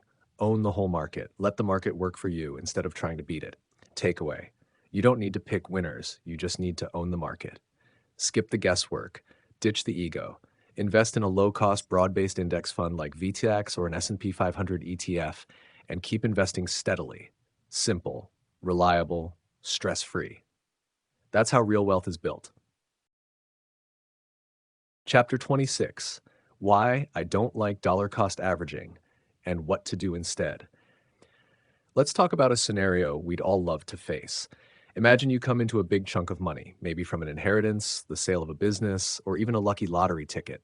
Suddenly, you've got 100,000 or more just sitting there, waiting to be invested. Now what? You've read the books. You know, index funds like VTSAX are your ticket to long-term wealth. But now that you're holding this much cash, it feels risky to dump it all in at once. What if the market crashes the day after you invest? Cue the common advice, just dollar cost average it. That sounds safe, right? Well, not so fast. Let's break it down in simple terms. What is dollar cost averaging, DCA? Dollar cost averaging means you don't invest all your money at once. Instead, you divide it into equal parts and invest slowly over time. Let's say you've got $120,000. You decide to invest $10,000 every month for the next 12 months. That way, if the market drops after your first investment, you've still got cash on the sidelines ready to buy the dip. Sounds like a smart move, right? Sure, if the market actually does drop. But what if it goes up instead? Then you end up paying more and more for each batch of shares, and that hurts your long-term gains. Why I'm not a fan of dollar cost averaging. Here's the truth. DCA is basically a hedge against fear. It's what we do when we're scared of the market falling. But the market has a history of rising far more often than it falls. From 1970 to 2013, the market was up in 33 out of 43 years. That's 77% of the time.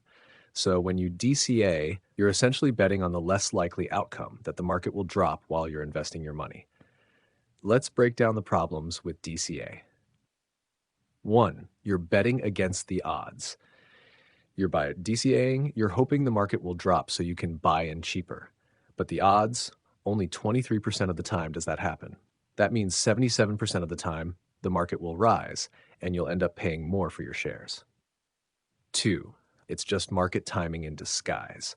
When you DCA, what you're really saying is, I think the market is too high right now, so I'll wait. But we've already talked about this. Market timing doesn't work.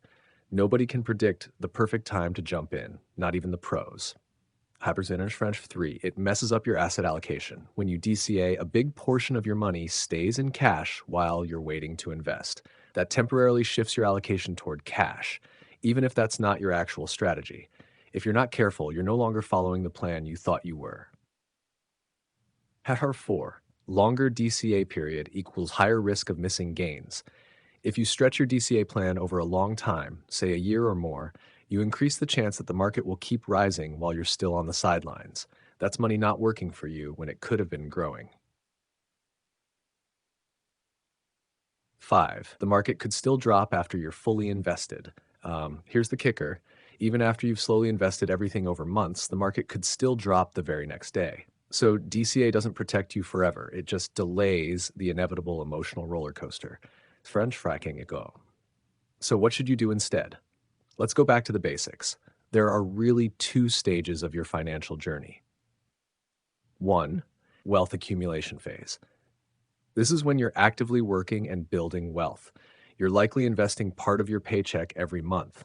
Guess what? That is a form of dollar cost averaging, but it's different. Why? Because you're investing as you earn, not by choice, but by circumstance. You don't have a lump sum, so DCA is baked into your lifestyle.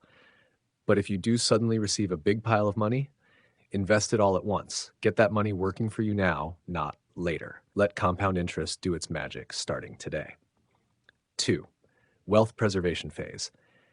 Here, you've already built a good financial cushion. You've likely shifted to a more conservative mix of stocks and bonds. Bonds act like shock absorbers when the market gets rough. So if you get a lump sum now, invest it according to your asset allocation. Let that mix do its job. No need to drag it out. But what if you're just too nervous? Let's be real. Sometimes the idea of investing a big sum all at once is just too overwhelming.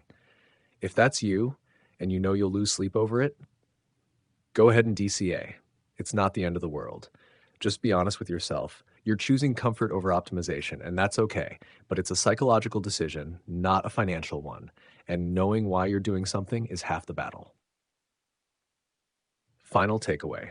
If you've got a lump sum to invest, the most effective move is to invest it all at once. Let your money start growing immediately. But if fear is stopping you, DCA is a decent backup plan. Just remember, the market goes up more often than it goes down. Time in the market beats timing the market, and every day your cash sits idle, it's missing the chance to grow. Action step. If you receive a large sum of money, take a deep breath, then invest it all at once in a low-cost index fund like VTSAX, unless your risk tolerance truly demands a slower approach. Your future self will thank you. Chapter 27, How to be a Stock Market Guru and Get on CNBC.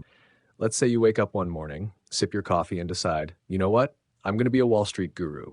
Maybe I'll even end up on CNBC. Sounds fun, right? Well, believe it or not, getting there isn't all that complicated. It's not about secret formulas, insider knowledge, or even being consistently right. Nope. It's mostly about one thing: sounding confident when you make bold predictions. Let me take you back to a time before cable news dominated everything, when people still trusted PBS for their weekly dose of Wall Street wisdom. Every Friday night, a host named Louis Rukeyser would lead a show called Wall Street Week. It was part financial commentary, part comedy, and all charm. Louis had this great style. He'd break down the week's market moves, this joke about the latest financial panic, then invite on a panel of gurus to share their takes on where the market was headed. Two of the regulars always stood out to me. Abby Joseph Cohen, who was always bullish. No matter what, she believed the market was going up. Marty Zweig, who seemed permanently worried. He always thought the market was on the brink of collapse. Together, they represented the two extremes, optimism and fear. And that was kind of the point. Every week, Lewis made sure to include experts with totally different takes. That way, no matter what happened in the market next, at least one of them would look like a genius. And here's the kicker: being right once is often all it takes to become famous. The secret behind market gurus. Every year, Louis would ask his guests to predict the high, the low, and the final level of the market for the coming year. He always followed it up with a wink and a reminder that even the experts can be wrong. And they were, a lot. But when someone did get it right, even if by pure luck, they were celebrated. They looked brilliant, insightful, almost prophetic, and just like that, they'd be invited back again and again. Let's be honest, this is how most financial gurus are made, not through genius, but by confidently predicting something extreme, then waiting until luck swings in their favor. So you want to be a guru? Okay, you're still in? You want to be the next market legend? Maybe get your face on CNBC? Well then, here's a tongue-in-cheek 7-step plan for getting there. Step 1, make a bold, dramatic prediction. It doesn't have to be right, just shocking. Say the market will crash 40% in the next 3 months, or that it'll double. Either works. But if you want more attention, predict a crash. Fear sells. Step 2, make sure it's time-stamped. Write a blog post, tweet it, record a video, get it out there with a clear date. Step 3, when it doesn't happen, and it probably won't, wait. Be patient. Don't say much. Let it fade. Step 4, repeat steps 1 to 3. Eventually, the market will do something dramatic. It always does. And if your prediction happens to match reality, boom, you're a genius. Step 5, issue your press release. Market plunges, just as insert your name predicted. Step 6, clear your calendar. The media wants to talk to you. Step 7, don't forget to send me 15% of your new guru earnings as my agent fee. Just kidding, unless you actually make it big. The catch. Now, here's what they don't tell you. Once you get famous for a big call, people will expect you to keep being right.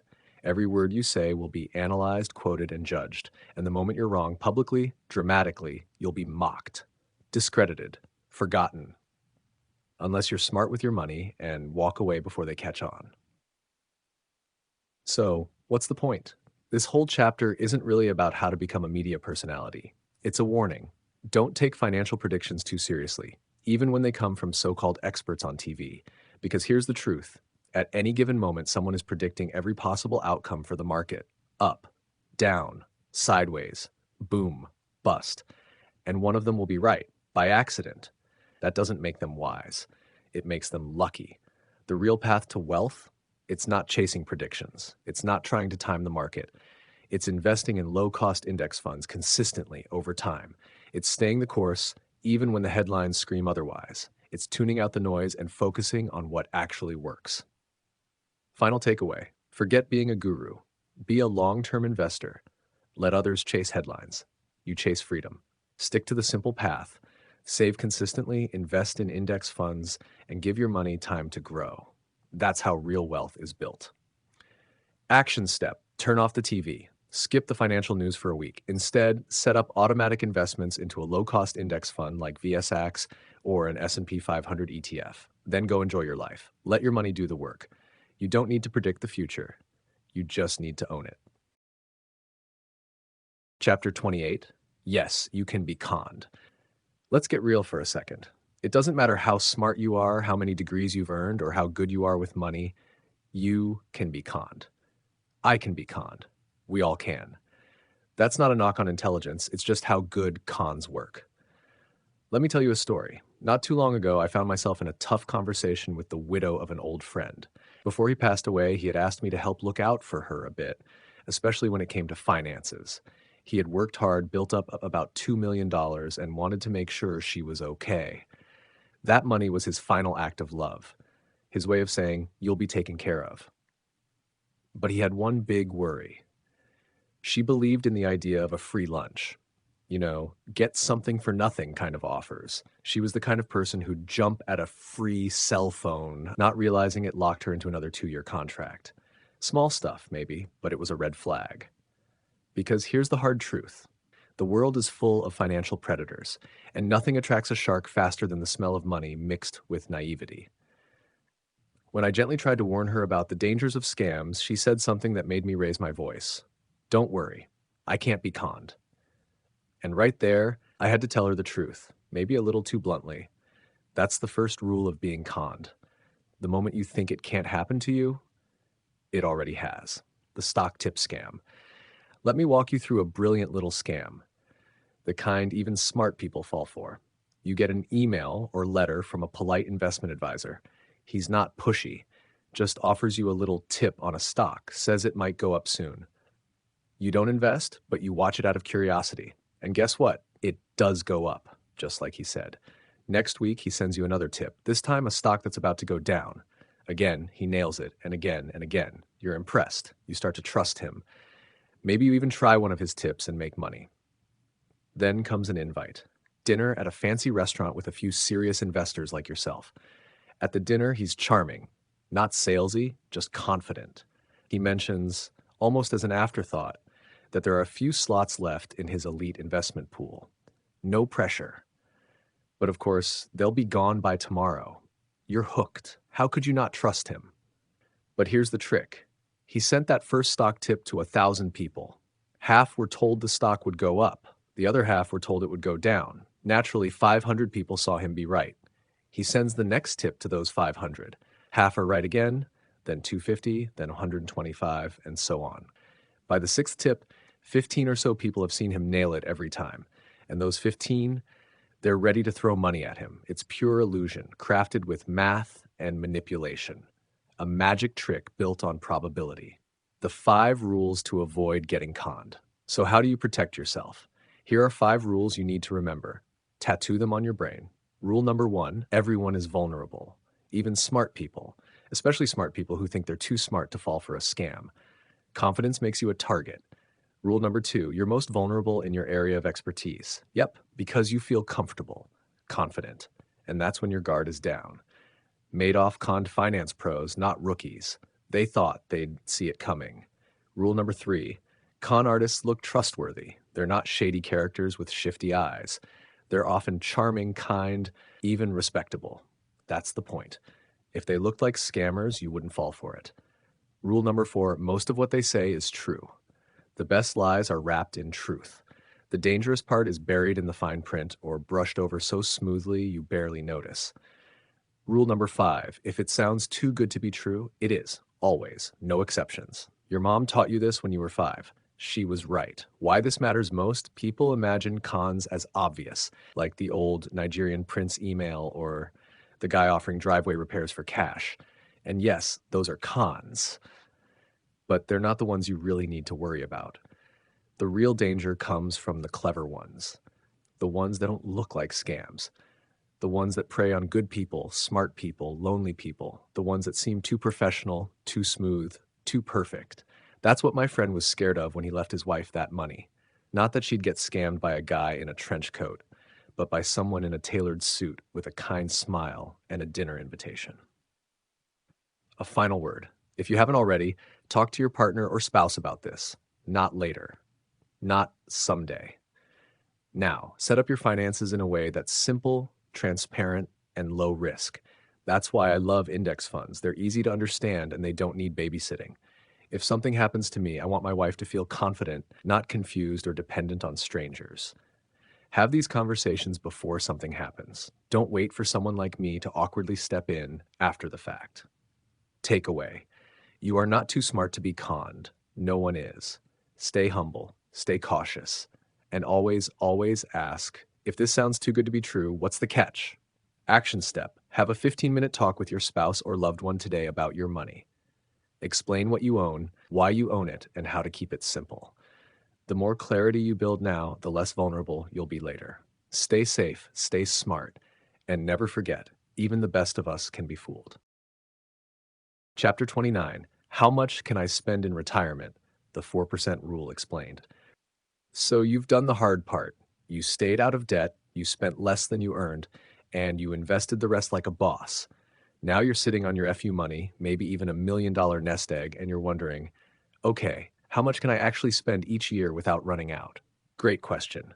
And the answer is one of the most exciting parts of the simple path to wealth, because this is where your money starts working for you. This is where the freedom kicks in. Let's break it all down in simple terms. What's the 4% rule? If you've spent any time reading about retirement, you've probably heard of the 4% rule. But what does that actually mean? Here's the basic idea. If you've built a solid investment portfolio, say $1,000, you can safely withdraw 4% of that per year adjusted for inflation, and there's a very high chance your money will last for at least 30 years or even longer. That means $1,000 times 4% equals $40,000 a year, every year for life. Sound too good to be true? Let's dig into the history. The Trinity study, where the 4% rule comes from. Back in 1998, 3 professors from Trinity University ran a giant set of simulations known as the Trinity study. They tested all kinds of retirement scenarios using different mixes of stocks and bonds over 30-year periods. They looked at what happens when you withdraw different amounts each year, both with and without adjusting for inflation. Out of all the hundreds of scenarios, one stood out and caught the attention of the financial world. A portfolio with 50% stocks / 50% bonds withdrawing 4% per year, adjusted for inflation, lasted at least 30 years in 96% of the cases. That's right, 96% success rate. Only 2 years out of 55 tested would have left you high and dry, 1965 and 1966. But even more impressive, in many of those 30-year periods, the portfolio didn't just survive, it grew. A lot. Most people leave money on the table. Here's the crazy part. Many retirees who used the 4% rule ended up underspending. They left huge piles of money untouched, even after 30 years. In fact, if you skipped those yearly inflation raises and just took out 5%, 6%, or even 7%, you'd still have done just fine most of the time. But the financial media doesn't like uncertainty, so they zeroed in on 4% because it's safe, like seatbelt in an airbag car safe. If you're ultra cautious, 3% is practically bulletproof. If you're more flexible, you might get away with 5 to 6% as long as you adjust during down markets. Real life analogy, the golden goose. Imagine your portfolio is a golden goose. Pulling out 4% is like collecting the eggs gently, regularly, never harming the bird. Pull out too much, say 8%, and you risk hurting the goose. Do it too often and you might kill it. But pull out too little and, well, you're sitting on a pile of eggs you never eat. It's all about balance. What do the numbers say? Let's say you start with a $1,000 portfolio and follow the 4% rule. According to the Trinity study, if your portfolio is 100% stocks, you could end up with $15 million after 30 years. Even with a 50-50 stock bond mix, you might still have $7 million left after 30 years. And that's after pulling out money every year. Even adjusting for inflation, a 100% stock portfolio still leaves you with about $10 million. A 50-50 mix, about $3 million. So yeah, your money isn't just surviving, it's thriving. The hidden threat, fees. But here's the catch. Those beautiful numbers only work if you invest in low-cost index funds. Once you start paying 1 to 2% in advisor or fund fees, the picture changes dramatically. At 1% fees, your success rate drops to 84%. At 2% fees, only 65%. That's why the simple path to wealth keeps hammering home the power of low-cost index funds like VTSAX, because fees quietly eat away at your future year after year. So what does Jim, the author, do? Good question. Jim's personal withdrawal rate? A little over 5% in recent years. That might seem high, but here's why he's not too worried. 1, his daughter was in college, a temporary big expense. 2, he and his wife have been traveling a lot, another flexible cost. 3, Social Security income is coming soon. 4, he's still well below the danger zone of 6-7%. And most importantly, he's flexible. If the market drops, they can tighten the belt. That's the real superpower here. The real key, flexibility over perfection. Here's the truth. You don't have to be perfect. You don't need a magic withdrawal number. What matters most is your ability to adjust. If the market dips, can you cut back a bit? Could you pick up some part-time work if needed? Are you open to moving to a more affordable place if it came down to it? If you have flexibility, your retirement is going to be just fine. If you're rigid and locked into high expenses, you'll need to be more cautious with your withdrawal rate. But remember, the 4% rule is just a guide, not gospel. It's a smart starting point, not a cage. Takeaway action step. Here's your simple next step.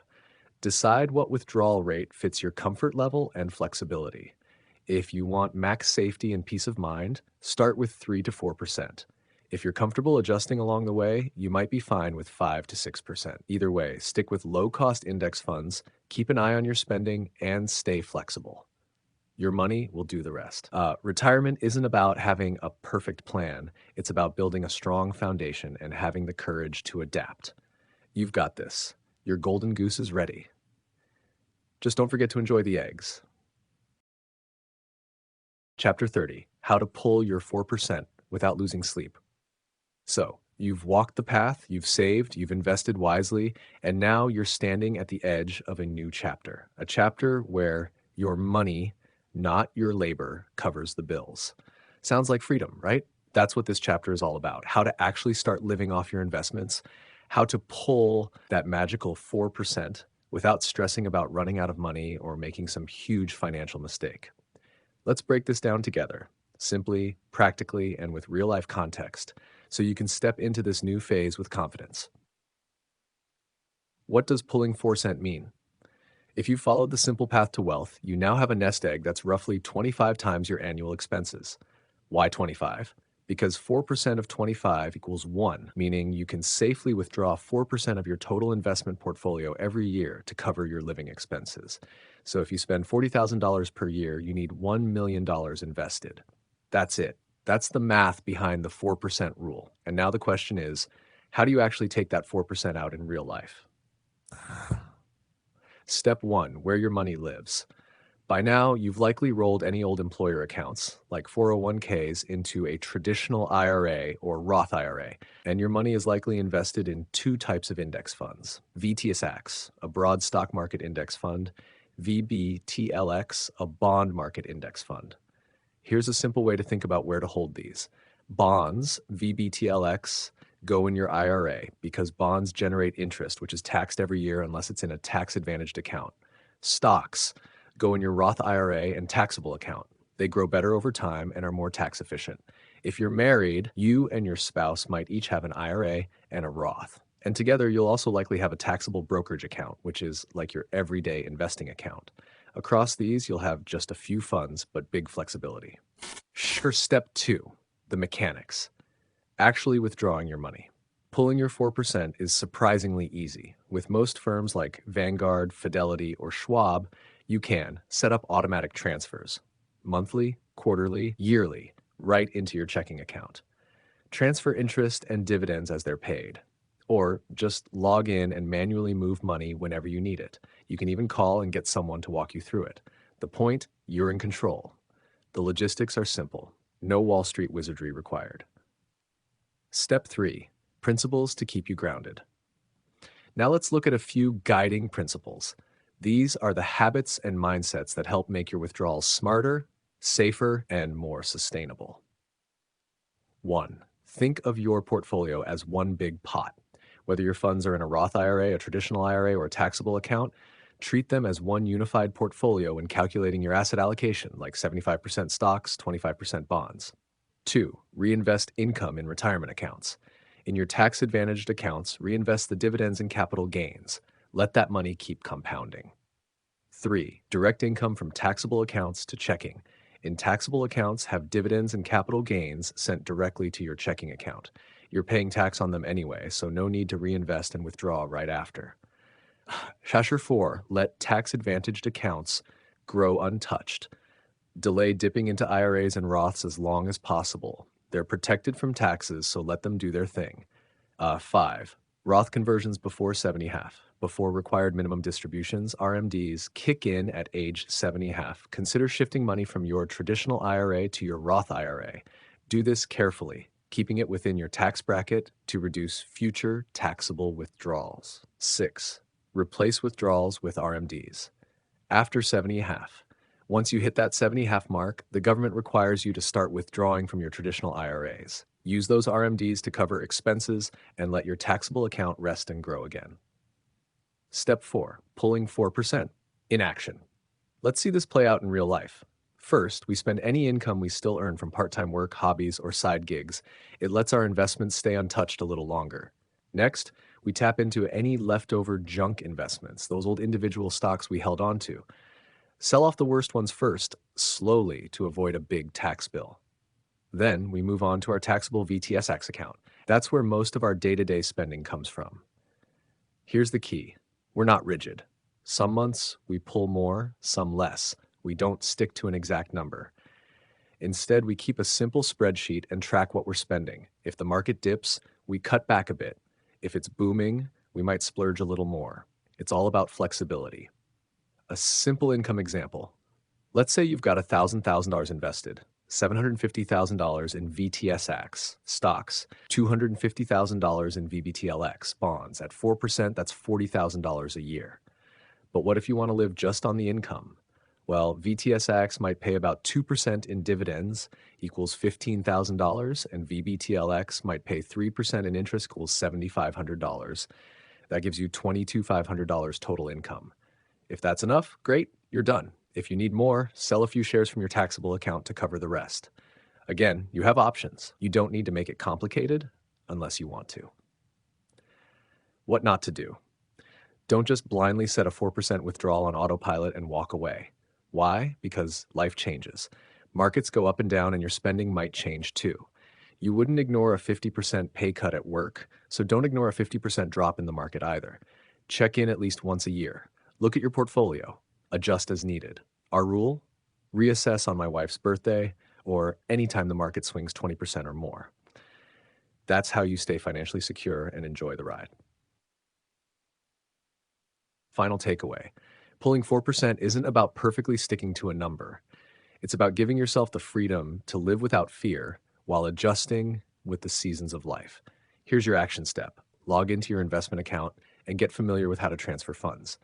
Practice moving a small amount. Just knowing you can access your money simply and easily is empowering.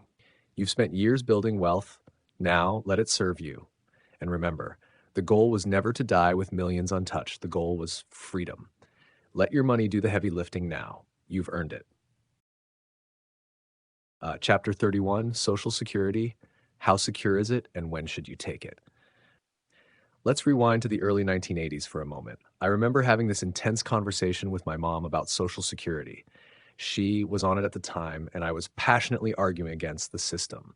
I told her, if they let me and my sisters off the Social Security hook, we could give you more than you're getting now and still have extra left to build our own futures. She didn't buy it, and honestly, deep down, neither did I. For most of my adult life, I assumed Social Security wouldn't be there when I got older.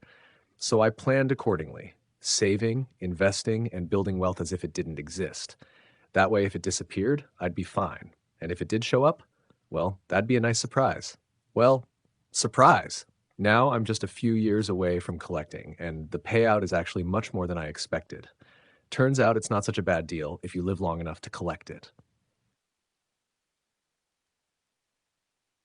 The birth of Social Security and why it mattered. Let's talk about why Social Security was created in the first place. It started in 1935 during the heart of the Great Depression. Times were brutal, and the elderly, who could no longer work, were often the hardest hit. Many lived in true poverty. Yes, the cat food cliche was a real thing. That's how bad it was. Back then, life expectancy was pretty low. If you made it to age 20, you might expect to live to 65 if you were a man, or 68 if you were a woman. So setting the retirement age at 65, that was a clever move. Most people would pay into the system, but not all would live long enough to collect, and those who did wouldn't collect for long. This design made the system sustainable for decades. In fact, Social Security built up a huge surplus, about $2.7 trillion by 2011. The math behind the crisis. So what changed? One big thing, the baby boomers. That massive generation is now retiring and living much longer. So here's what the Social Security timeline looks like. 1935 to 2011, more money coming in than going out. The surplus grows to $2.7 trillion. 2012-2021, payroll taxes no longer cover payouts, but interest from that $2.7 trillion bridges the gap. 2021 to 2033, the interest isn't enough. We start dipping into the $2.7 trillion. 2033, the trust fund is empty. After 2033, payroll taxes will uncover about 75% of promised benefits. But Wait, where's that 2.7 trillion? Good question. A lot of people say it's gone, that the government already spent it, that it doesn't really exist. Here's the truth. Yes, the money was spent, just like banks lend out your deposits or companies use investments to grow. But in return, the government issued U.S. Treasury bonds, some of the safest and most reliable investments in the world. So while there's no giant vault filled with cash, there's a portfolio of treasury bonds by the full faith credit of the U.S. government, which, in a roundabout way, means us. That money is as real as the bonds in your 401k or the ones held by China or Japan. When should you take Social Security? You can start collecting Social Security as early as age 62. But the earlier you start, the smaller the checks. If you wait until full retirement age, usually 66 or 67 depending on when you were born, you get more. And if you wait until age 70, your checks will be even bigger. So when should you start? Here's how to think about it. 1, do you need the money now? If yes, then take it, period. Your well-being today matters more than what you might get later. 2, are you worried Social Security will collapse? Some people rush to claim early thinking the system will run out of money. But here's the deal. If you're 55 or older, odds are high you'll get all your promised benefits. Why? Because seniors vote. Seniors are a big, powerful group, and politicians don't like upsetting powerful voting groups. 3, how long do you expect to live? There's a break-even point around age 84. If you live longer than that, you'll collect more by delaying. If you think you won't make it that far, taking it early might make sense. 4, are you married, and were you the higher earner? Your spouse can switch to your larger benefit after you pass. So if they're likely to outlive you, waiting until 70 could be a great gift to their future. In my case, I plan to wait until 70. I'm healthy, but I don't expect to live to 1 to 100. My wife? Very possibly. So I'll delay my benefits so she can get the bigger payout if she outlives me. Social Security and aging. There's another reason to consider delaying, even if it's not all about maximizing dollars. As we age, managing investments gets harder. Our minds slow down. We rely more on others. Having a guaranteed monthly check from the government becomes not just convenient, but comforting. That steady income can mean peace of mind when life feels less predictable. What if you're under 55? Here's the tough truth. If you're under 55, Social Security probably will still exist, but not in its current form. Expect these changes. Higher taxes. More of your income may be subject to the Social Security tax. Later retirement age, already creeping up from 65 to 67. It'll likely go higher. Smaller benefits. They might be means tested, meaning the more you've saved, the less you'll get. Bottom line, for younger folks, Social Security will be more like a safety net than a windfall. Is Social Security a good deal? For most people, yes. But for you, the financially savvy person reading this or listening on YouTube, probably not.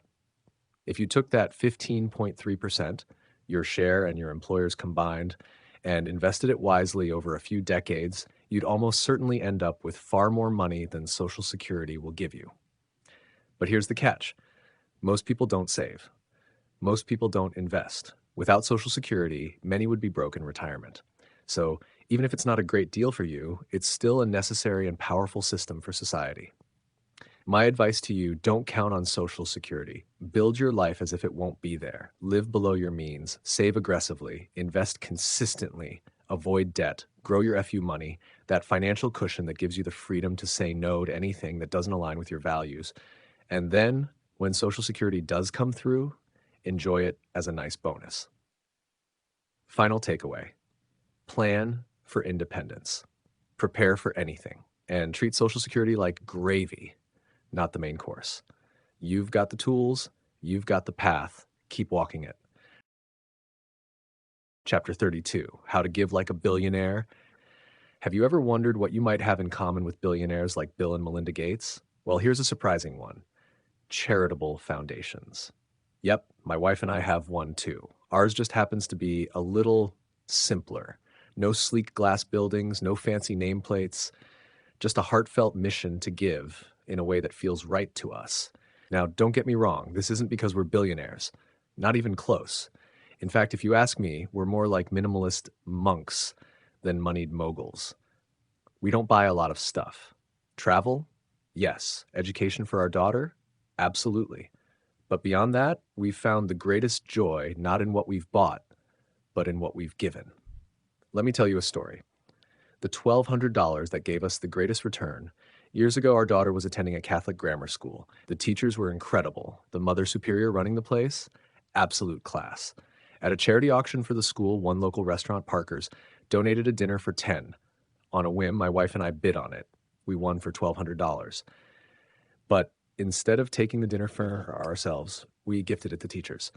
Here's the twist. We gave the mother superior 2 conditions. 1, she had to choose which 10 teachers went. 2, she had to go, 2. We knew she'd try to bow out otherwise. When word got around, a few beautiful things happened. The chef, Parker himself, expanded the dinner to 15, so every teacher could go. Another person offered to cover the wine. And let's just say, when you mix great food, wine, and Catholic school teachers, they had a blast. Now here's the point. That $1,200 gave us more joy, satisfaction, and lasting memory than anything we could have spent it on ourselves. Giving feels good, and it's smart too. There's another benefit to giving that most people forget: tax deductions. If you itemize your deductions on your tax return, charitable giving can lower your taxable income. That's a win-win. You help others and reduce your tax bill. But here's something most people don't think about: timing your giving for maximum impact. When I was planning to retire and sell our house, I realized 2 things. 1, without the mortgage, I wouldn't have as many deductions. 2, retirement would put me in a lower tax bracket. That meant future charitable donations would give me less of a tax benefit. So I got strategic. I created a charitable fund, the J.J. Collins Charitable Fund, while I still had high income and big deductions. I used the Vanguard Charitable Endowment Program as one of the smartest money moves I've ever made. Here's why: how you can give like a billionaire even if you're not one. You don't need to be rich to start your own charitable fund. Vanguard lets you start with as little as $25,000. Here's what you get. Immediate tax deduction in the year you fund it. No capital gains taxes if you donate appreciated stocks or assets. Invest your fund so it grows tax-free until you're ready to donate. Control. You choose when, how much, and to which charities the money goes. Low fees because, well, it's Vanguard. Privacy. No more constant solicitations. Just tell people you give through your foundation. It's simple, it's powerful, and it puts you in the driver's seat of your giving. A few lessons from the road. Over the years, here's what I've learned about giving. Focus your giving. We support just 2 charities. That way, our impact is deeper. Avoid giving to phone solicitors. Most are aggressive and sometimes even sketchy. Be cautious of charities that advertise too much. The more they spend on ads, the less may go to actual help. Do your homework. Some charities do amazing work. Others, not so much. Giving outside the system counts too. Helping a friend, neighbor, or stranger directly may not be tax deductible, but it can change someone's life instantly. And here's something important to remember. You don't have to give. It's easy to feel pressured by society, by causes, by clever campaigns. But let's be clear. You don't owe your money to anyone.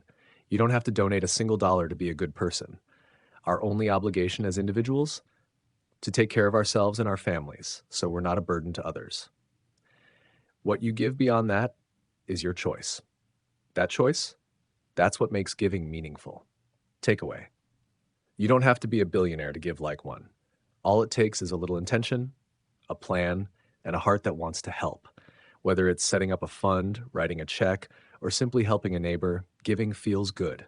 And when done wisely, it can be one of the most rewarding uses of your FU money. Action step. Start small. Pick one cause or one person you care about and give thoughtfully. Whether it's $2,200 or $2,000, it's not the amount that counts, it's the intention behind it. Make your giving matter. Make it yours. And that is the simple path to wealth. Chapter 33, the 10-year wealth plan. What I told my daughter. Let me tell you about the advice I gave my daughter when she graduated from college. She was stepping out into the real world, bright-eyed, hopeful, and ready to build her life. And I wanted to give her a plan. Not just any plan, a simple, powerful, life-changing plan. One that would put her on the path to financial freedom within a decade. But here's the thing, this plan isn't just for 22-year-olds fresh out of college. Whether you're 25, 35, or 55, it's never too late to get started. If you're ready to build real wealth and open up your future, this is your roadmap, 10 years. That's it. Step 1, avoid debt like it's poison. The first rule is simple. Don't go into debt. If you're borrowing money to buy something you can't afford, you're setting yourself back. Think of debt as a hole you dig before you even begin building. Nothing, and I mean nothing, is worth paying interest just to own it sooner. Cars, gadgets, even homes. If you can't afford it outright or within reason, skip it. Credit card debt? Avoid it like a bad habit. It's financial quicksand. Step 2. Surround yourself with financially smart people. If you hang out with people who blow their paycheck the second it hits their bank account, it'll rub off on you. Worse, marrying someone who's financially reckless can undo years of progress. Choose your inner circle and your partner wisely.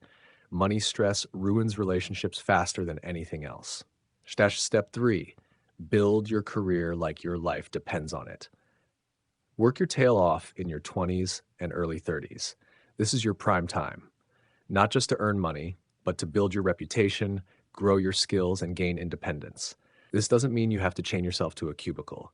Whether you're a freelancer, artist, coder, teacher, or entrepreneur, treat your work like a craft. Take it seriously.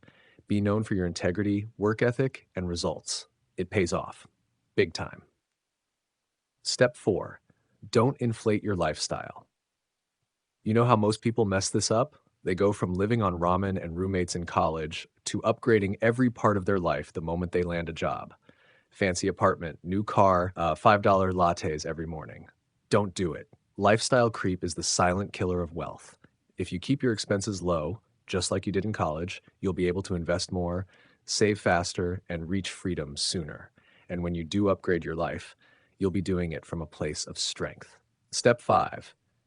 Save and invest at least 50% of your income. Yes, 50%. Sound crazy? It's not. If you're living simply and earning decently, it's more doable than you think. Here's the simple version. Put your money in low-cost index funds like VTSAX, Vanguard Total Stock Market Index Fund. Max out your 401k or employer-sponsored retirement plan if it has one, especially if they match. Fund a Roth IRA while your income is still low and taxes are minimal. Later, when your income grows, consider adding a traditional IRA. Keep doing this consistently for 10 years. Save more, you'll reach freedom faster. Save less, it'll take longer, but you'll still be heading in the right direction. Step 6, celebrate market drops. Don't fear them. When the market drops, most people panic. But if you're still in the accumulation phase, meaning you're buying, not withdrawing, that's actually good news. Why? Because every dollar you invest now buys more shares when prices are down. Just don't try to time the market. No one can do it reliably. Not me. Not you. Not even the pros. Step 7. In 10 to 15 years, you'll be close to financial freedom. Here's what happens when you stay the course. You keep investing, your income grows, your expenses stay reasonable. Eventually, something magical happens. You hit financial independence, meaning you have enough money to live off your investments. The rule of thumb, you're financially independent when your investments equals 25x your annual expenses. If you spend $20,000 a year, you need $500,000. Spend $40,000, you need $1 million. Simple math. Real freedom. That means you can live off 4% of your portfolio annually without running out of money. Step 8. Once you're financially independent, the game changes. When you hit this milestone, everything shifts. Now you can keep working and invest 100% of your income, supercharge your growth. Cut back or quit and live off your investments. Explore new careers, start a business, travel the world, or just chill. You've got FU money now. You work because you want to, not because you have to. And that's real power. Step 9, make smart choices after financial independence. With financial freedom, you've got options. Here's how to approach them. Want to upgrade your lifestyle? Go for it. Just keep it under that 4% withdrawal rule. Thinking of giving back? This is the time to start giving like a billionaire, just like we talked about in the last chapter. Want a house? Buy one only if you can pay for it comfortably. It's a lifestyle choice, not an investment. Don't rush it. Thinking of having kids? You're financially secure and still young. It's a great time to grow your family and be present for them. A word to the older crowd. Now, if you're thinking, well, shoot, I'm not 22 anymore, relax. I didn't figure this stuff out until later in life either. I made mistakes, hit financial potholes, and took the long road. But here's the truth. Those bumps are behind you. Your future, that starts now. Start today, and 10 years from now, you'll wish you'd started even sooner. The sooner you get serious about building wealth, the sooner you'll have the freedom to live life on your terms. Final takeaway. Action step. No matter your age, start your 10-year path now.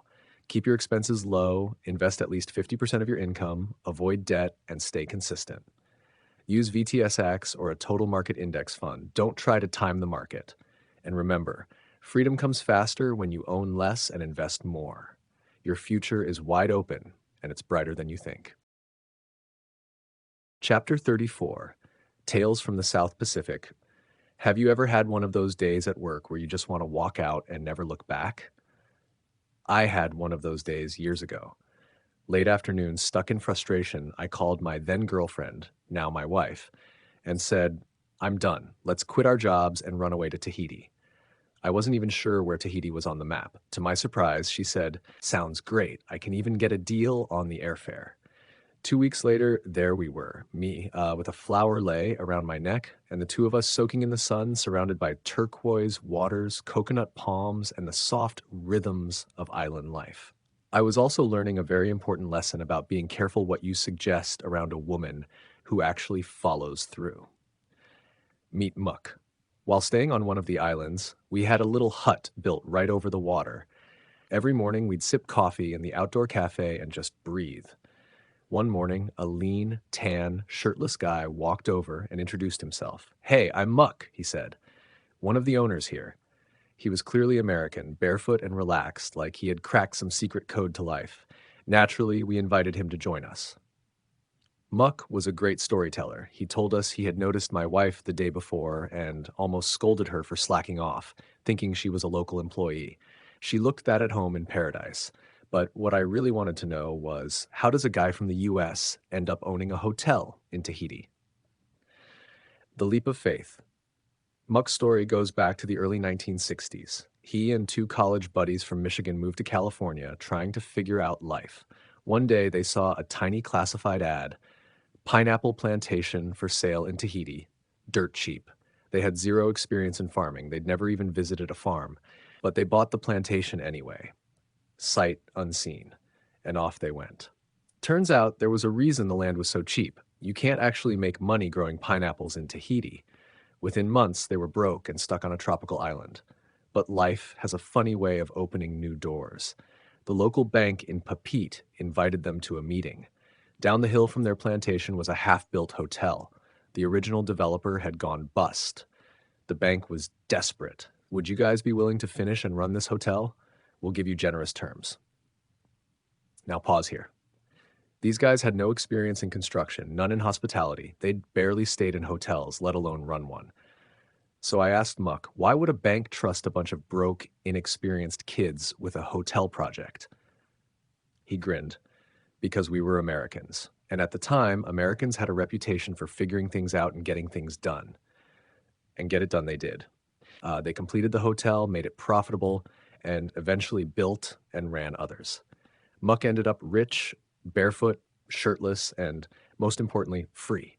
He didn't just vacation in paradise, he lived there, and he created a life entirely on his own terms. Out of curiosity, I Googled him while writing this chapter. He's still going strong in his 80s. Clearly, we weren't the only ones inspired by his story. Another taste of freedom. Later that week, my wife and I went for a walk along the beach and stopped at a little restaurant right on the sand. Out in the bay, we noticed a few beautiful sailboats bobbing on the water. As we sipped our drinks, a dinghy came ashore. A couple around our age climbed out and took the table next to us. Naturally, we got to chatting and eventually shared a meal. They had sailed all the way from Los Angeles and were spending 4 months exploring the South Pacific. I asked them how they pulled it off. Simple answer, partnership. The guy explained that he and two other friends co-owned both a business in LA and the boat. At any given time, two of them would stay back home running the business, while the third took the boat and wandered the world. Then they'd rotate. Of course, this only works if your partners are rock solid, but think about it. How many people have a setup like that? That's freedom. That's living smart. That's playing the game differently. What it all means. What do Muck and the sailor friends have in common? They didn't settle. They didn't wait for someone to give them permission. They didn't follow the standard path of grinding for 40 years in hopes of retiring at 65. They chased freedom, not just money. And yes, money helped. But not just for the sake of being rich. Money was the tool. It bought them choices. It bought them time. It bought them a life where they could do exactly what they wanted, where they wanted, when they wanted. And that's what this entire book has been about. You don't have to become a barefoot hotel owner in Tahiti or sail the South Pacific, but you can build your own version of freedom. You can get out from under debt. You can stop living paycheck to paycheck. You can invest simply and steadily in low-cost index funds. You can build FU money, that cushion of financial independence that allows you to walk away from anything that doesn't serve you. You can live life on your terms. Takeaway. Let Muck and those sailors be your reminder. You don't need to have all the answers. You just need the courage to take that first step. Start small. Start smart. But start, because freedom isn't a fantasy, it's a decision. And with the right mindset and a little financial planning, it's yours to claim. Action step. Ask yourself, what does freedom look like to me? Then take one small step today to move in that direction, whether that's saving $10, paying off a little debt, or opening your first index fund. Every bold adventure begins with a single choice. Make yours today. Chapter 35. Some final thoughts on risk. If you've made it this far, then you've likely caught the vision. The freedom that comes from building wealth on your own terms. And now you're standing at the edge of something powerful. But before you take that first real step, there's one more thing we need to talk about. Risk. Now, let me ask you something. When you think about investing, when you think about putting your hard-earned money into something like index funds, do you feel a little nervous? Do you think of it as giving something up, like it's some form of sacrifice or deprivation? If so, you're not alone. A lot of people feel that way. But here's a different way to look at it. You're not giving something up. You're buying freedom. And not just any freedom. I'm talking about FU money. That's the kind of money that lets you walk away from a toxic job, take a sabbatical, start your own thing, or simply live life on your terms. It's the kind of money that says, I'm in control now. And trust me, that's the best thing you can ever own. But what about the risk? Let's be real. Investing does come with risk. There's no way around it. The strategy in this book, the one built around low-cost index funds and long-term investing, assumes something very basic. The market goes up over time, and history backs that up. The Dow Jones Industrial Average started the 1900s at just 68. It ended that century at nearly 11,500, and that's after surviving world wars, recessions, inflation spikes, tech bubbles, and more. If you zoom out and look at the big picture, the market is like a climbing mountain range, jagged ups and downs, but always rising over the long haul. Still, people crave certainty. They want a guarantee. But here's the truth. Can I promise the US economy won't hit a rough patch for 25 years like Japan did? No. Can I guarantee a 4% withdrawal rate in retirement will always be safe? No. There's a small chance, about 4%, that you'll need to adjust. Can I tell you we won't get hit by an asteroid, a supervolcano, AI overlords, or zombies? Well, look, probably not. But if we do, your portfolio won't matter anyway. We live on a planet that's been spinning for 4.5 billion years. Catastrophic events? Sure, they happen once every 100 million years or so. So the odds of it happening during your investing lifetime, very, very slim. So what kind of risk are we really talking about? Here's the key idea I want you to take away. You don't get to choose whether or not to have risk. You only get to choose what kind of risk you're willing to take. Let me break it down with a simple comparison. Stocks feel risky, and in the short term, they are. They're bumpy. One day your account is up, the next it's down. But stretch that out over 10 or 20 years. Historically, stocks have been one of the most reliable ways to grow your wealth.